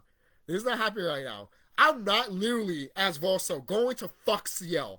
I'm not doing that right now, am I? Game, you're giving me too excited right now because CL is freaking hot, and so is Lune. Like, either way, I would have been happy with either one. Or maybe both. No, Mayo, you stay in the corner, or adults are talking. You know?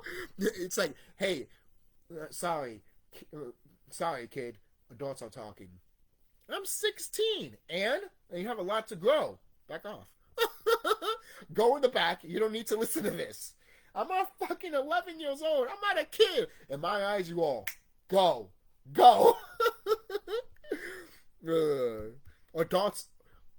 Adults are talking. Basically, you can't even say anything else. Because then people will be like, you can't explain this, you can't do that.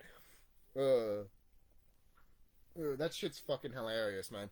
What was it? Volso and CL spend a little bit alone time more. It's like, I bet. You know what's funny too? Because every time you get that situation, every time it says that type of text, I've been saying that. Oh, I bet. I've been saying that a whole bunch of times. But then when, as you know, me goofing around. But when they actually did it with CL and Volso, I'm over here in shock. I'm like, yes.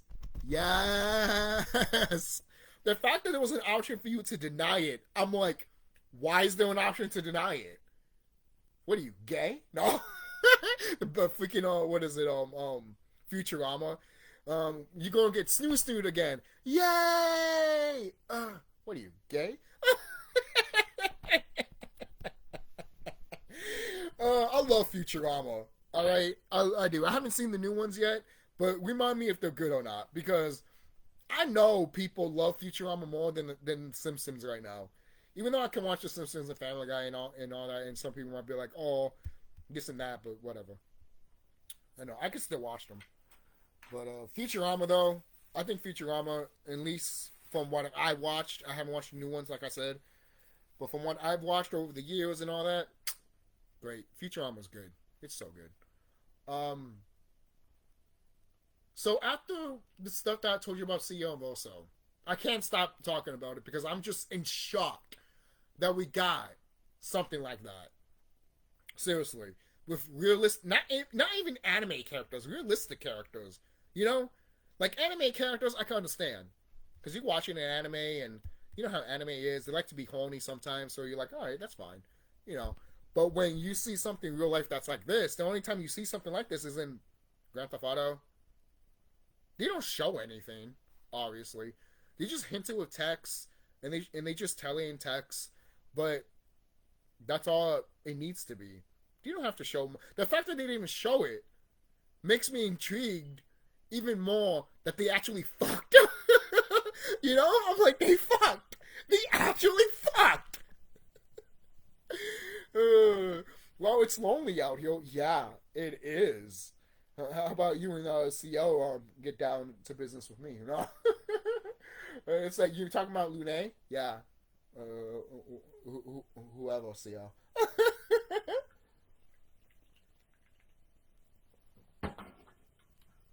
Because I remember seeing some clip, some stupid brother was saying that, oh, this is woke.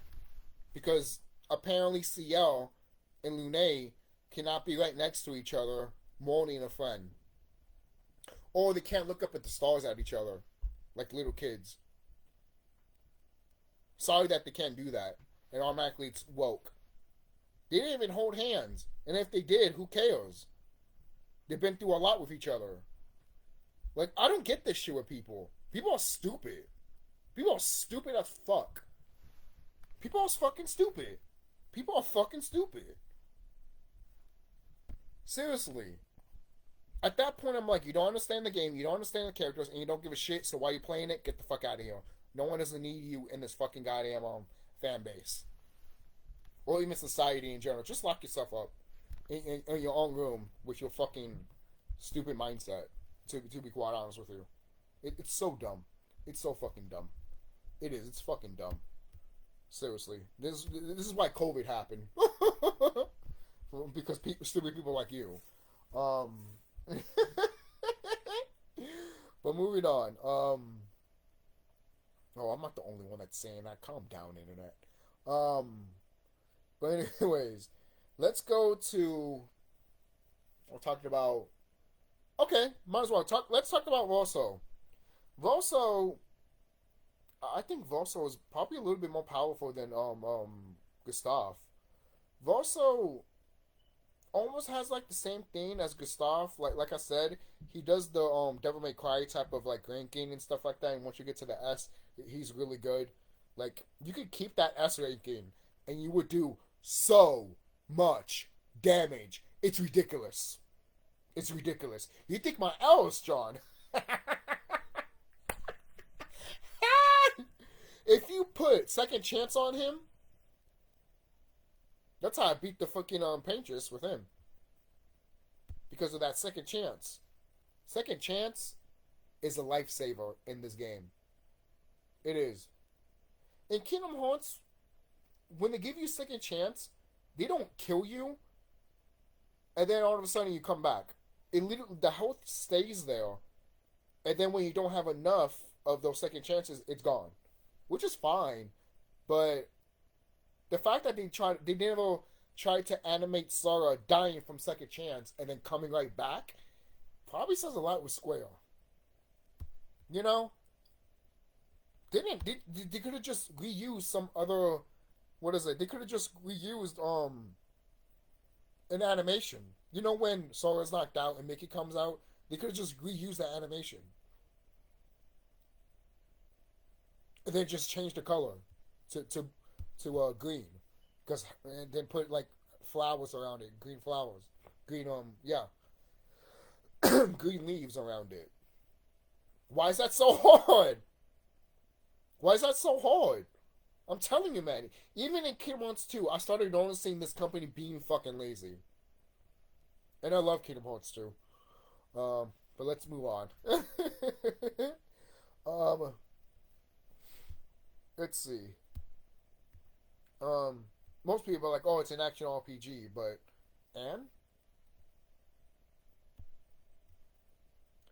but yeah, Moso is basically pretty good. Moso's not bad. Um, do I like him better than Gustav? No, I like Gustav more, but Voso is not bad either. I like him as a character. I feel sorry for him as a character. He's a good character. He's a good character. Gameplay wise, I kind of just wish I had Gustav. But again, that's just a preference. I don't hate how he plays or anything like that. He plays good, like I said, and he could be a beast. So there's that. If you like Voso, go ahead. I would too. Um, but when it comes to Gustav, especially after they killed him off, I'm like, sorry, Voso. Sorry, Voso. I'm going with Gustav. um, love your design though. Love your look. Really good. Um, I know a lot of female characters are going to look at Gustav and Voso and fight over them for many years to come. Kind of like in Twilight. At least you got that crowd. Uh, but let's see who else. Monoko, the last party member that you get. Spoiler. Monoko, he's a blue mage. You defeat it. You have him in your party, and you defeat an enemy. As long as they show his little logo on the enemy, you can literally once you defeat the enemy, you can literally become Monoko can literally become that enemy, that gesture, not gesture, the Nevgon. He can become a Nevgon because he's a gesture, but he can become a Nevgon by different monsters that you collect in the field. It's so good. Monoko is actually pretty powerful. His standard attack, like every time you get Almighty, he does really good damage. Every time you see Almighty, don't use any skill, just attack, because he does really good damage. Really good damage. Especially when you're fighting higher enemies and he still hits. He still does a pretty good chunk of damage. Maybe not as much as you want to, but it's enough to you to be satisfied with it. To be like, okay, if I'm doing chunks like that, then we're good, you know? So it's like that. Monoko is fucking hilarious. He's fucking hilarious. Him and Voso have a great relationship. Great relationship. They're literally like brothers. They're literally like brothers. I'm never going to fight alongside you again, but there will be a lot of fighting. Yes, they are. Yes, exactly. Count me in. Yes, good. Yes, good. Yes, good.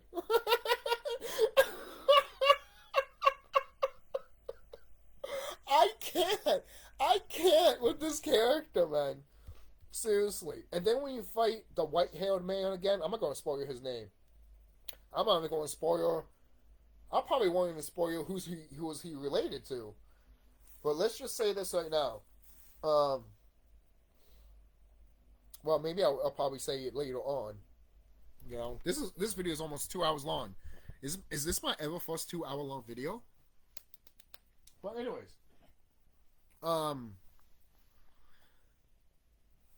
Monoko is like, I think you guys have him in your party. This is why I use all the characters. I'm never gonna not play this game and not use all the characters. I'm sorry. Maybe one day I can make a different profile and do like a one character playthrough, but I still cannot imagine me not using all the other characters because they're so good. Monoko and CL, they're so good. Gustav also. Those three right there. Gustav, CL, and Monoko, good. I could say Mael also, but you guys will already figure that out anyways. That's why I didn't put it on the list, because she's already too powerful as it is, and they already nerfed her, and she's still too powerful. So automatically, sorry Mayo, you're great, but you automatically, automatically gone from that list that I mentioned. So, yeah, you're vacated automatically. Sorry, not sorry, but hey, I mean, you should be proud because you're strong as fuck compared to the other ones. So, so even though you die too easily sometimes, she's a glass cannon. She is, but that's fine. That's fine. Especially if you have good Luminas and good Pictos. Oh, trust me. If you do,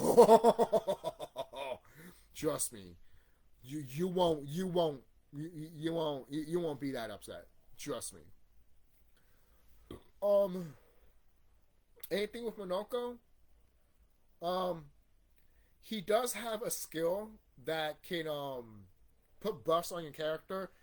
He's basically the buff character. Lune is your mage, and he's your buff character. There's other characters that can buff you too, but it's mostly those two alone. And use them. You can pick any other character, but those are the only two characters, in my opinion, that you should pick in the field. You can only pick 3 people, not 4, even though that would have been great. But they probably thought, maybe they tried it out and they thought that, it made the game a little bit too easy, or you went through the story a lot more. So they cracked down to 3. That's fine. That's fine. I mean, I'm not arguing about that. It's like Final Fantasy. They started doing characters in Final Fantasy 7, I believe, right? Correct me if I'm wrong. But even in 8, we had 4 characters in our party, I believe, right? No, they did 3 also, did they? No, yeah, I think they did 3 because 7 did it. And so did 13. I know 13 did it. Why wouldn't it? So yeah, they've been having 3 characters ever since Final Fantasy 7, which, I mean, I missed the 4 characters, but that's just me. The only time you see 4 characters or 5 characters is probably in World of Final Fantasy, which I would still not get why people hate that game or the gameplay of it. That makes no sense. You like Expedition 33? You like Final Fantasy 10? Then World of Final Fantasy is right up your alley. The fact that you probably hate it tells me how much you don't give a fuck about Final Fantasy to begin with.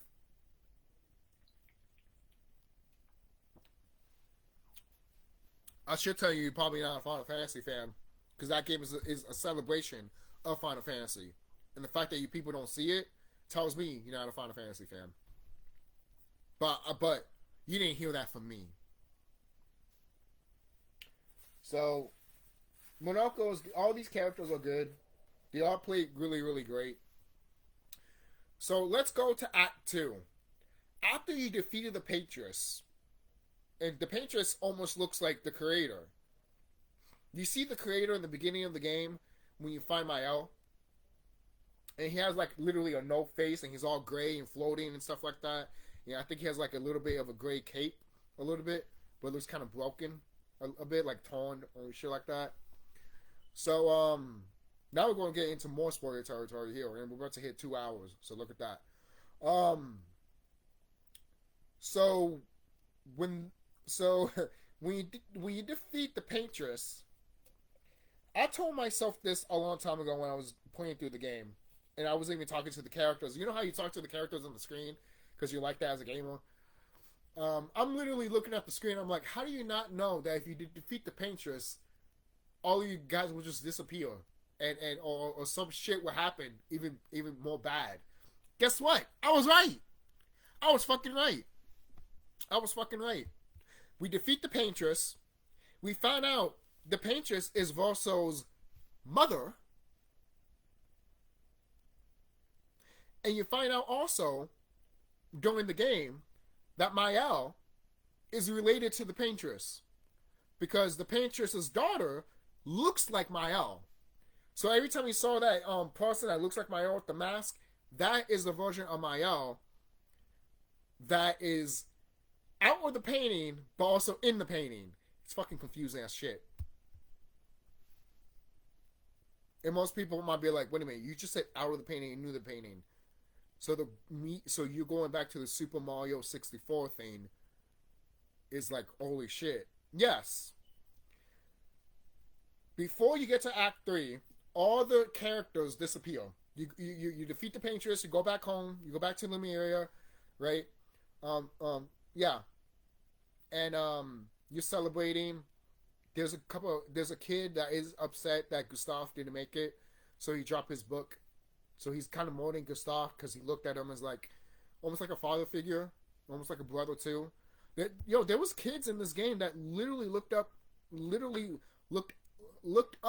like was inspired by Gustav. You thought he was a badass. They thought he was cool. They thought he could never die from anything, or nothing could have went, or he couldn't like go through it. You know how you're a kid and you see like your hero and stuff like that. You'd be like, oh, this person cannot do anything bad. This person can't go through any flaws. You know, they can't die. You know, but then when that happens to them, you don't feel disappointed because that's how they are. You realize that they're real as much as you, and that's something that a kid will be harsh about, because kids like to think about fantasy stuff. Kids like to don't like to think about death and all that because they don't know about that stuff sometimes. But when it does happen to someone that they care about, some of them become mature, and some of them become, especially in video games, a badass to the point that they can never die, which is kind of funny. You know, we play video games like that, and we see movies like that. You know, it's almost like, damn, why did this character have to die? It's like, well, that character had to die, so this character could be completely badass. It's like, yes, but that character that you just killed off, you already had a badass. What did you do? So if there's a sequel to this game, I guarantee you that kid and his friends all going to be part of the sequel. Again, I haven't been in the game yet, so I don't know. Or maybe it'll just be more about Mayo. Who knows? Who knows? She was taking care. She was looking after those kids too, as like a sister. So there is that. They might look at her as like a mother figure and also a sister figure, kind of like what Gustav did with her. That's cool. That's cool. I think because in the beginning of the game you can see her hanging out with some kids, and that's probably going to be the the type of figure that she is for those kids, you know. So even though she's young too, she's like 16 years old, you know. But when you see the real version of her, she's not the same size as Mael in the painting. Outside of the painting, she's tall, almost the same size as her mom and Vosso. Yes, Vosso and Mael are brother and sister. Wait a minute, I thought Gustav and Mael were brother and sister. You see, the plot thickens. Because when all of them disappear in the second act, the third act happens, and they show a prologue, a prequel of what happened before the events of the game. And it shows that Alicia, that we've been seeing with the mask, is Mael. Obviously, because you can tell what they look alike. So most people are like, okay, so who's that old man? That old man is her father. It's just that there's a paint version of him in the painting. In the creator is the father with the no face, because the paintress, since the mom looks like that, then that's the creator. The creator looks like that. Eventually, the creator goes back to his human form, basically, and we'll be like, and then, you know, it's kind of like the reveal of like, oh, that's really him, basically. But we already knew that. Like, if you play the game and as a viewer you were paying attention, you already knew who was the father, basically. So you already knew who was the dad, and that's fine. You know, some people might not like that. They'd be like, oh, I wish it was more of a secret, but it was. But it's a game at the end of the day. So, and the game's not that long. I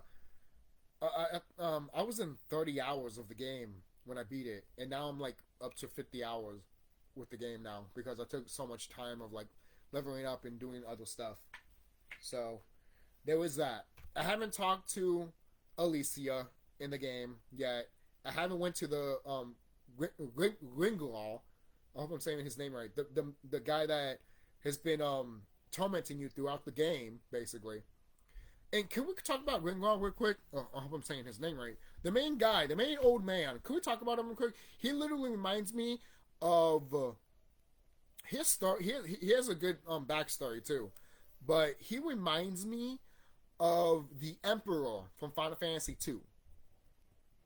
Because the Emperor from Final Fantasy 2 took names, took blood. He did not give a fuck. And so does this character. Of love villains like that. I could have said that he reminded me of Kefka, but he doesn't act that goofiness like Kefka. So I can't say Kefka. Or I have to think. I just literally think of automatically the Emperor from Final Fantasy 2. Because the Emperor from Final Fantasy 2, don't sleep on him. He's actually pretty badass and pretty intimidating. You know, there's a reason why Square Enix uses him more, because the fan base has realized that he's pretty badass, and Square Enix was just looking at it like, no, he is pretty badass. He is a pretty good villain. Hell, if we made like 100 Final Fantasy games, he could be the main villain for all of them, and no one would have minded. I wouldn't either. To me, I wouldn't. Because I think the Emperor is that good, and I think there's more layers to pull from him, you know? Even though the game doesn't really do that all that much. They pull layers, but not as much. For you to still speculate, still think about how he is. I mean, for crying out loud, he took heaven and hell. That's not a good villain? Chaos didn't do that. Maleficent didn't, Maleficent, sorry. Well, yeah, Kingdom Hearts. Maleficent didn't do that. What is it? What is it? Kefka didn't do that. Kefka didn't want to become a god or anything like that. It just happened to him, and he was just like, I'm bored. You know, I'm dead serious. He's literally, yeah, he's the Joker of the Final Fantasy series. He is. When people say that, they're not lying. He's literally he's the Joker of the Final Fantasy series. He really is. And his backstory is fucked up too, of how he became that way too. So these villains are so good. These villains are so good. Gringwall, I'm saying his name right. The guy, I'm just gonna say the guy with the white, the old man with the white hair. The old man with the white hair is Vorso's dad. It's his daddy, and the paintress is Vorso's his mama. And they've been fighting each other for a while, mainly because Vorso died in a fire in the physical world. So the mom is mourning him in the painting. She painted him with all his memories and everything. And Alicia and Vorso's sister, which I can't remember the name right now, her sister is trying to help her dad to stop the mom. But we stopped the mom in the game and everyone disappeared and died. To them, the people in the painting are not real. So it doesn't matter if they die or not. But Vorso is in it. Which the paintress, she's like, no, that's my son. That's the only connection I have to my only son, because she has 2 daughters. This movie, hey, technically it's like a movie. This game is literally about mourning and grief. You know? Some people might look at the mourning stuff of like letting Vorso go, being like, yes, let him go. But when me and my mom watching this, when I showed her the clip, she was just like, no. Why will you leave behind the person that you cared about the most? Or not even the most, the person that you care about. You just don't forget your mom dying or your brother dying or your sister dying. You think about them every day. That's technically in a form of mourning. You know? Even though you moved on. Because life does move on. But there's other people on the internet that were like, oh, they need to stop mourning and grieving. Like Vorso and CL's, not CL's, like Vorso and Mael, which is Alicia's sister. And then when you find out that Mael is Alicia literally says that, I just like the name Mael way more. And Vorso was like, me too. You know? And the daddy, the creator, comes back into human form, obviously. and he's just not having none of Mael's shit. He's just like, no, you're not going to be in here. I'm not going to lose my family inside this fucking goddamn painting.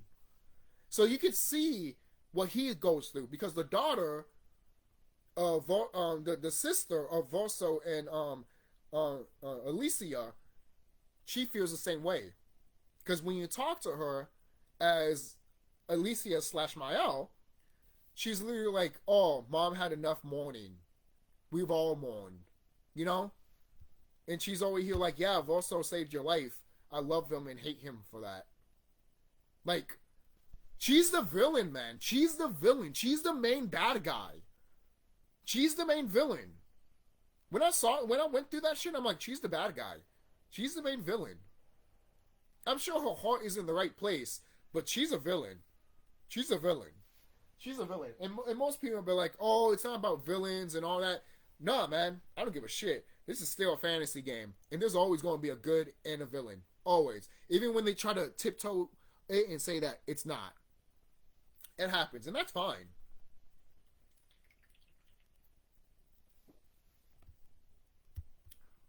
That's why I love this game. Because it's always going to be debated forever. Should they mourn? Should they not? Yes, they should mourn. No, they should not mourn. It's going to be debated for years to come with this game. And I love it. Love it, love it, love it, love it. Hopefully you guys don't fight over each other with this. But hopefully you guys can understand the perspectives of mourning and letting go. Like in this game. Basically. Like, yeah, he died. But that's the thing. We don't know how long Vorso was dead. And when you see Alicia, you'll be like, oh shit. But she's the same size as like almost her mom and Vorso. So in the painting, when she's Mael, she's smaller. Have you noticed that? I think the reason it's like that is because the fire that happened to her when she was 16 years old. Now she's like probably 19 or maybe 17. I mean, if she was 17, that's a crazy growth spurt. But I'll say she's probably, 18, 19? I'll say she's 18 and 19. You know? And I say Vorso and their sister are like about, I think Vorso is late 20s, while his sister, not Mael, but the other one, is early 20s, like probably 22. I say 25. I say she's 25, between 24 and 25, and Vorso is about 29 to 30, you know, or 30 to 31, you know.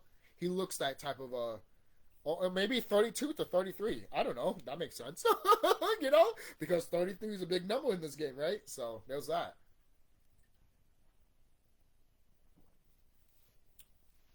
And I want to say this. The creator, he's been tapping that. You see how the paintress looks like in real life? He's been tapping that. Good man. Seriously. Good stuff. Seriously. Because I tap that shit too. Seriously. Damn. Especially when you see the paintress in the overworld and she's kneeling down and you see her legs and stuff like that. I'm over here snoo, snoo. Snoo, snoo. I'm literally screaming at the controller. Snoo, snoo. Doesn't work.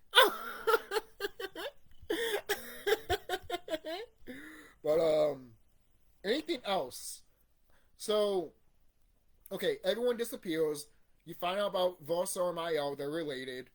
Then they go back to the painting, and the creator, Gringoire, he's trying to destroy everything.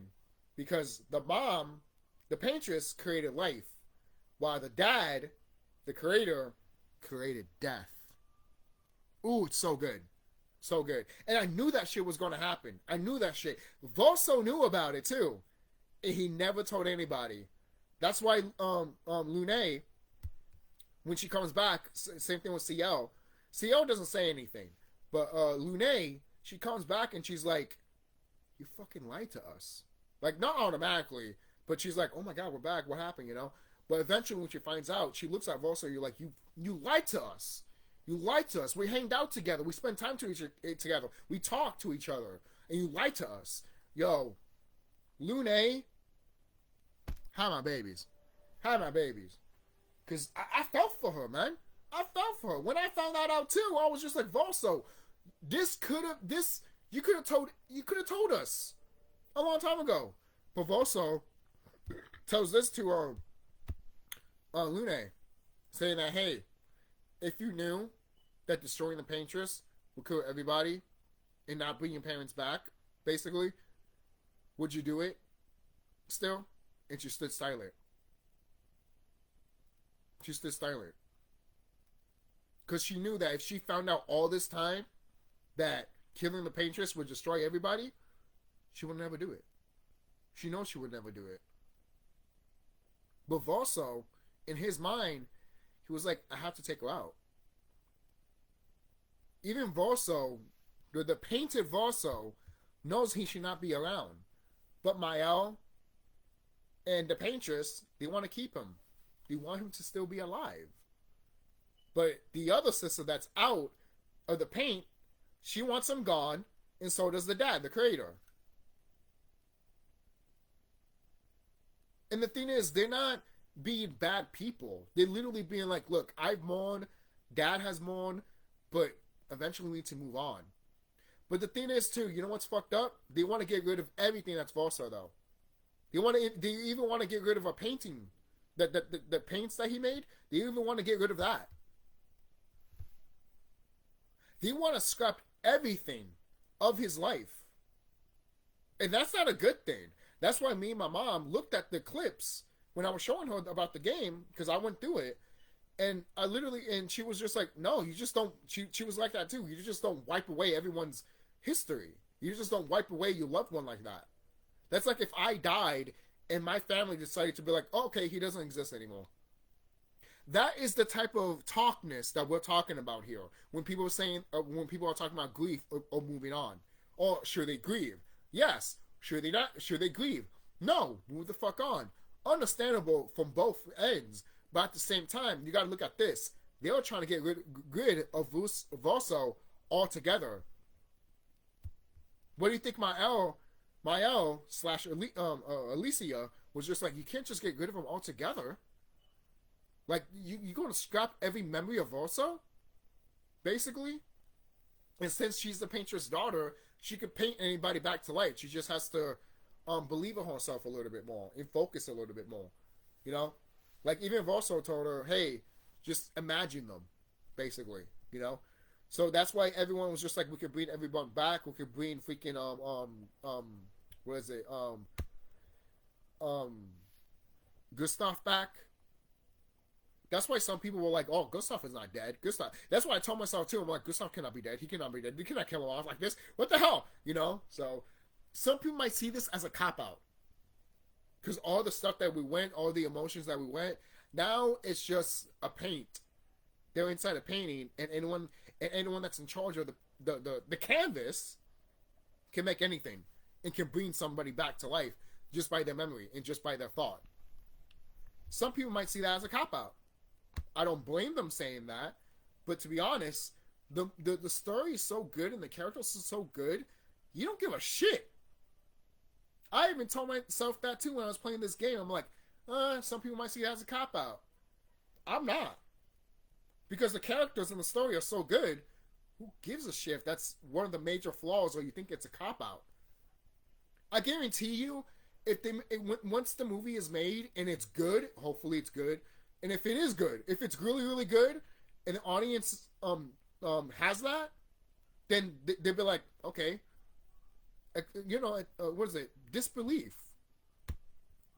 Like, people need to stop treating the audience like they're stupid. And that's what I love about this game. This game doesn't treat the audience that stupid. It's still in a realm of fantasy. So, obviously, we're not going to be like, oh, that's stupid. No, like, for crying out loud, they're making a canvas and it has pictures in it, and literally they Blue's Clues in it. Blues Can Too, We Can Too, inside. Remember that? If you watch Blue's Clues, seriously, man, Super Mario Brothers mixed with Blue's Clues mixed with freaking Dark Souls. And literally Final Fantasy 1 raised it. Damn, I think I'm done with that.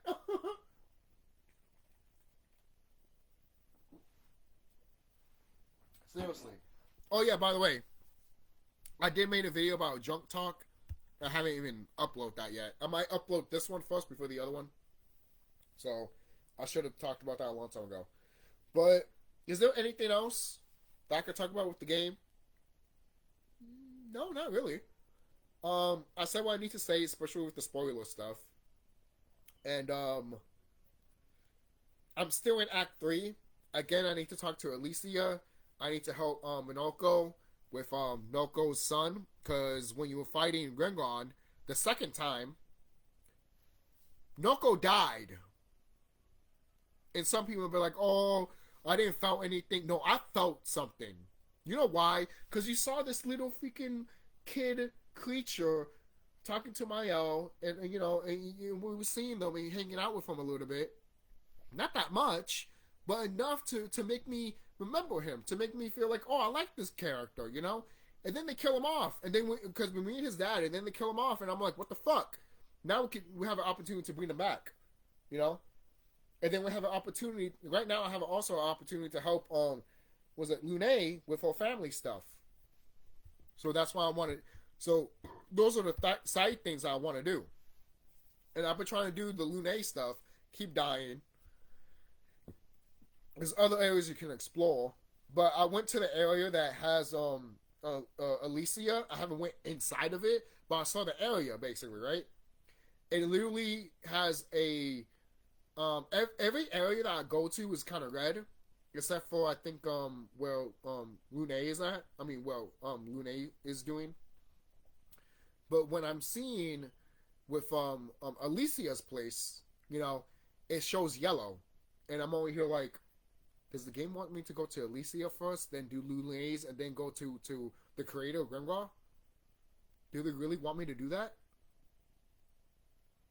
Because I thought it was just like, hey, any you know, you could pick anything. But if I play the game, I'll probably after this video, but if I play the game and it has to be like that way, then that's fine. I don't mind it to be like, oh, you need to do this, and that, and that's fine. I don't mind that. But when they give you an opportunity to have other places to go, that's when I'd be like, okay, I know I'm not going to go to the final boss just yet. I want to do these extra stuff. But don't tell me that, oh, it needs to be a pattern of you doing this, and then that. First you need to do, was it Mael's back, Mael's / CL stuff, then Lune's, and then you go to Minoko. Because I know that's that pattern. And I'm only here like, it shouldn't be that pattern. Because it should be the player's choice to do it at that point. Because it's basically post-game without being post-game, you know? Because there's no credits. The credits hasn't rolled yet. You know? That's what I love about this game. Even when you think it's about to end, there's no credits rolled yet. Because there's still more game to play. You know? When Act 2 ended, I was expecting some credits rolling and then Act 3 to be the post-game. Nope, it's not. They could have done that. And maybe that was the original thought. But then they were like, nope, more game. And you know what? It is better for it. So, anything else we could talk about? No, that's really it. That's how I ended with Expedition 33. I'm not done with the game yet, but I will beat it. I love this game, literally to death. I love this game to death. It deserves to be probably in my top 3 or top 5 favorite turn-based RPG games of all time. Seriously. I would have to look at my other list that I have just to be like, okay, because I really have to think about my list if I am going to make a list about my favorite turn-based games of all time. So, be safe, guys.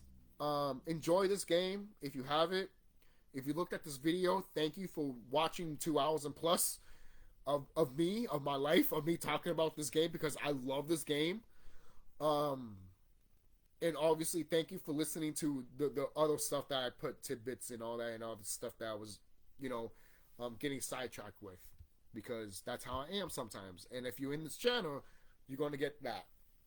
Look, I tried to not do sidetrack stuff. Even when I show my friend my YouTube stuff, he's like, hey, maybe you shouldn't sidetrack stuff. But I can't help myself. I cannot help myself. Especially if it's connected to what I'm talking about. You know, I can't help myself sometimes. I can't help it. But I'm sure you guys don't mind it. Some of you guys might not mind it. I know some people probably might. And I will say this and foremost, I apologize if you do. Because I'm not trying to make anyone feel bored or anything like that. I'm just trying to speak my mind, you know. Because I love this game and I enjoy my life, to be honest. I'm 31 years old. I'm about to be 32. I like the way my life is. Yeah. Some things have happened to me, but I'm not bombarded by it. And most people are like, oh, you'll be bombarded if this happened to you or this happened to you. I'm over here like, I look at them and I'm over here like, the fact you can't even be positive, something bad happens to you. Like if you're on the street, I can't say anything about you. I can't say anything to you. I can't say anything to you. Because at that point, you go and think anything that is negative is fucking bad. And I can't live that. I can't live like that way. If I was homeless, I'd be confident to know that I would get another house again. You know? You have to be, man. You have to be. Because who's going to do it for you? You know? Not these fucking piece of shit motherfucking government. Not your fucking friends or family. Oh, no, you can't say, no, I have to. Because it's true. Don't be naive. But that's another story for another day. Thank you guys for watching this video. Take care of yourselves. If you haven't played Expedition 33 and you watched this whole video, play it. Play the game. Even if I spoiled it up the ass and you don't care about spoilers and you're like, hey, I'll play this game eventually. Play it. I don't care if you play for the game for like 2 minutes. Just play it. Just play it. And I guarantee you, if you play for 2 minutes, you play for 5. You play for 10, 15, 20. Because this game deserves your attention. This game is not stupid that it will distract you with life. Or some bullshit that you need to do. I love games like that. Because games are trying to give you an experience. Just like anything in life. And if you don't want to experience that, that's fine. But don't blame other people when you want to experience that. And they'd be like, oh, you can't do that because video games are here to distract you or something like that. I can understand where you're coming from with that. But if it's not distracting you and you still keeping knowing who you are, especially thyself and all that stuff, especially spiritually, then who cares? You know? That's a little fun note. That's a little Estoff quote that I just made up. Even though Estoff never made it. But I made it.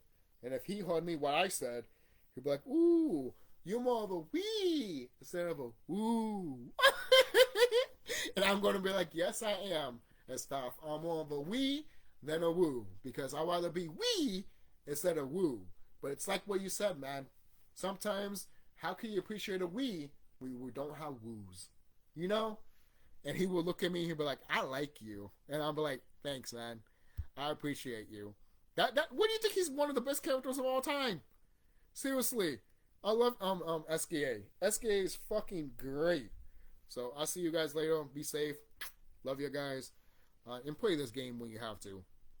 You know, if you want to wait until the Switch, look.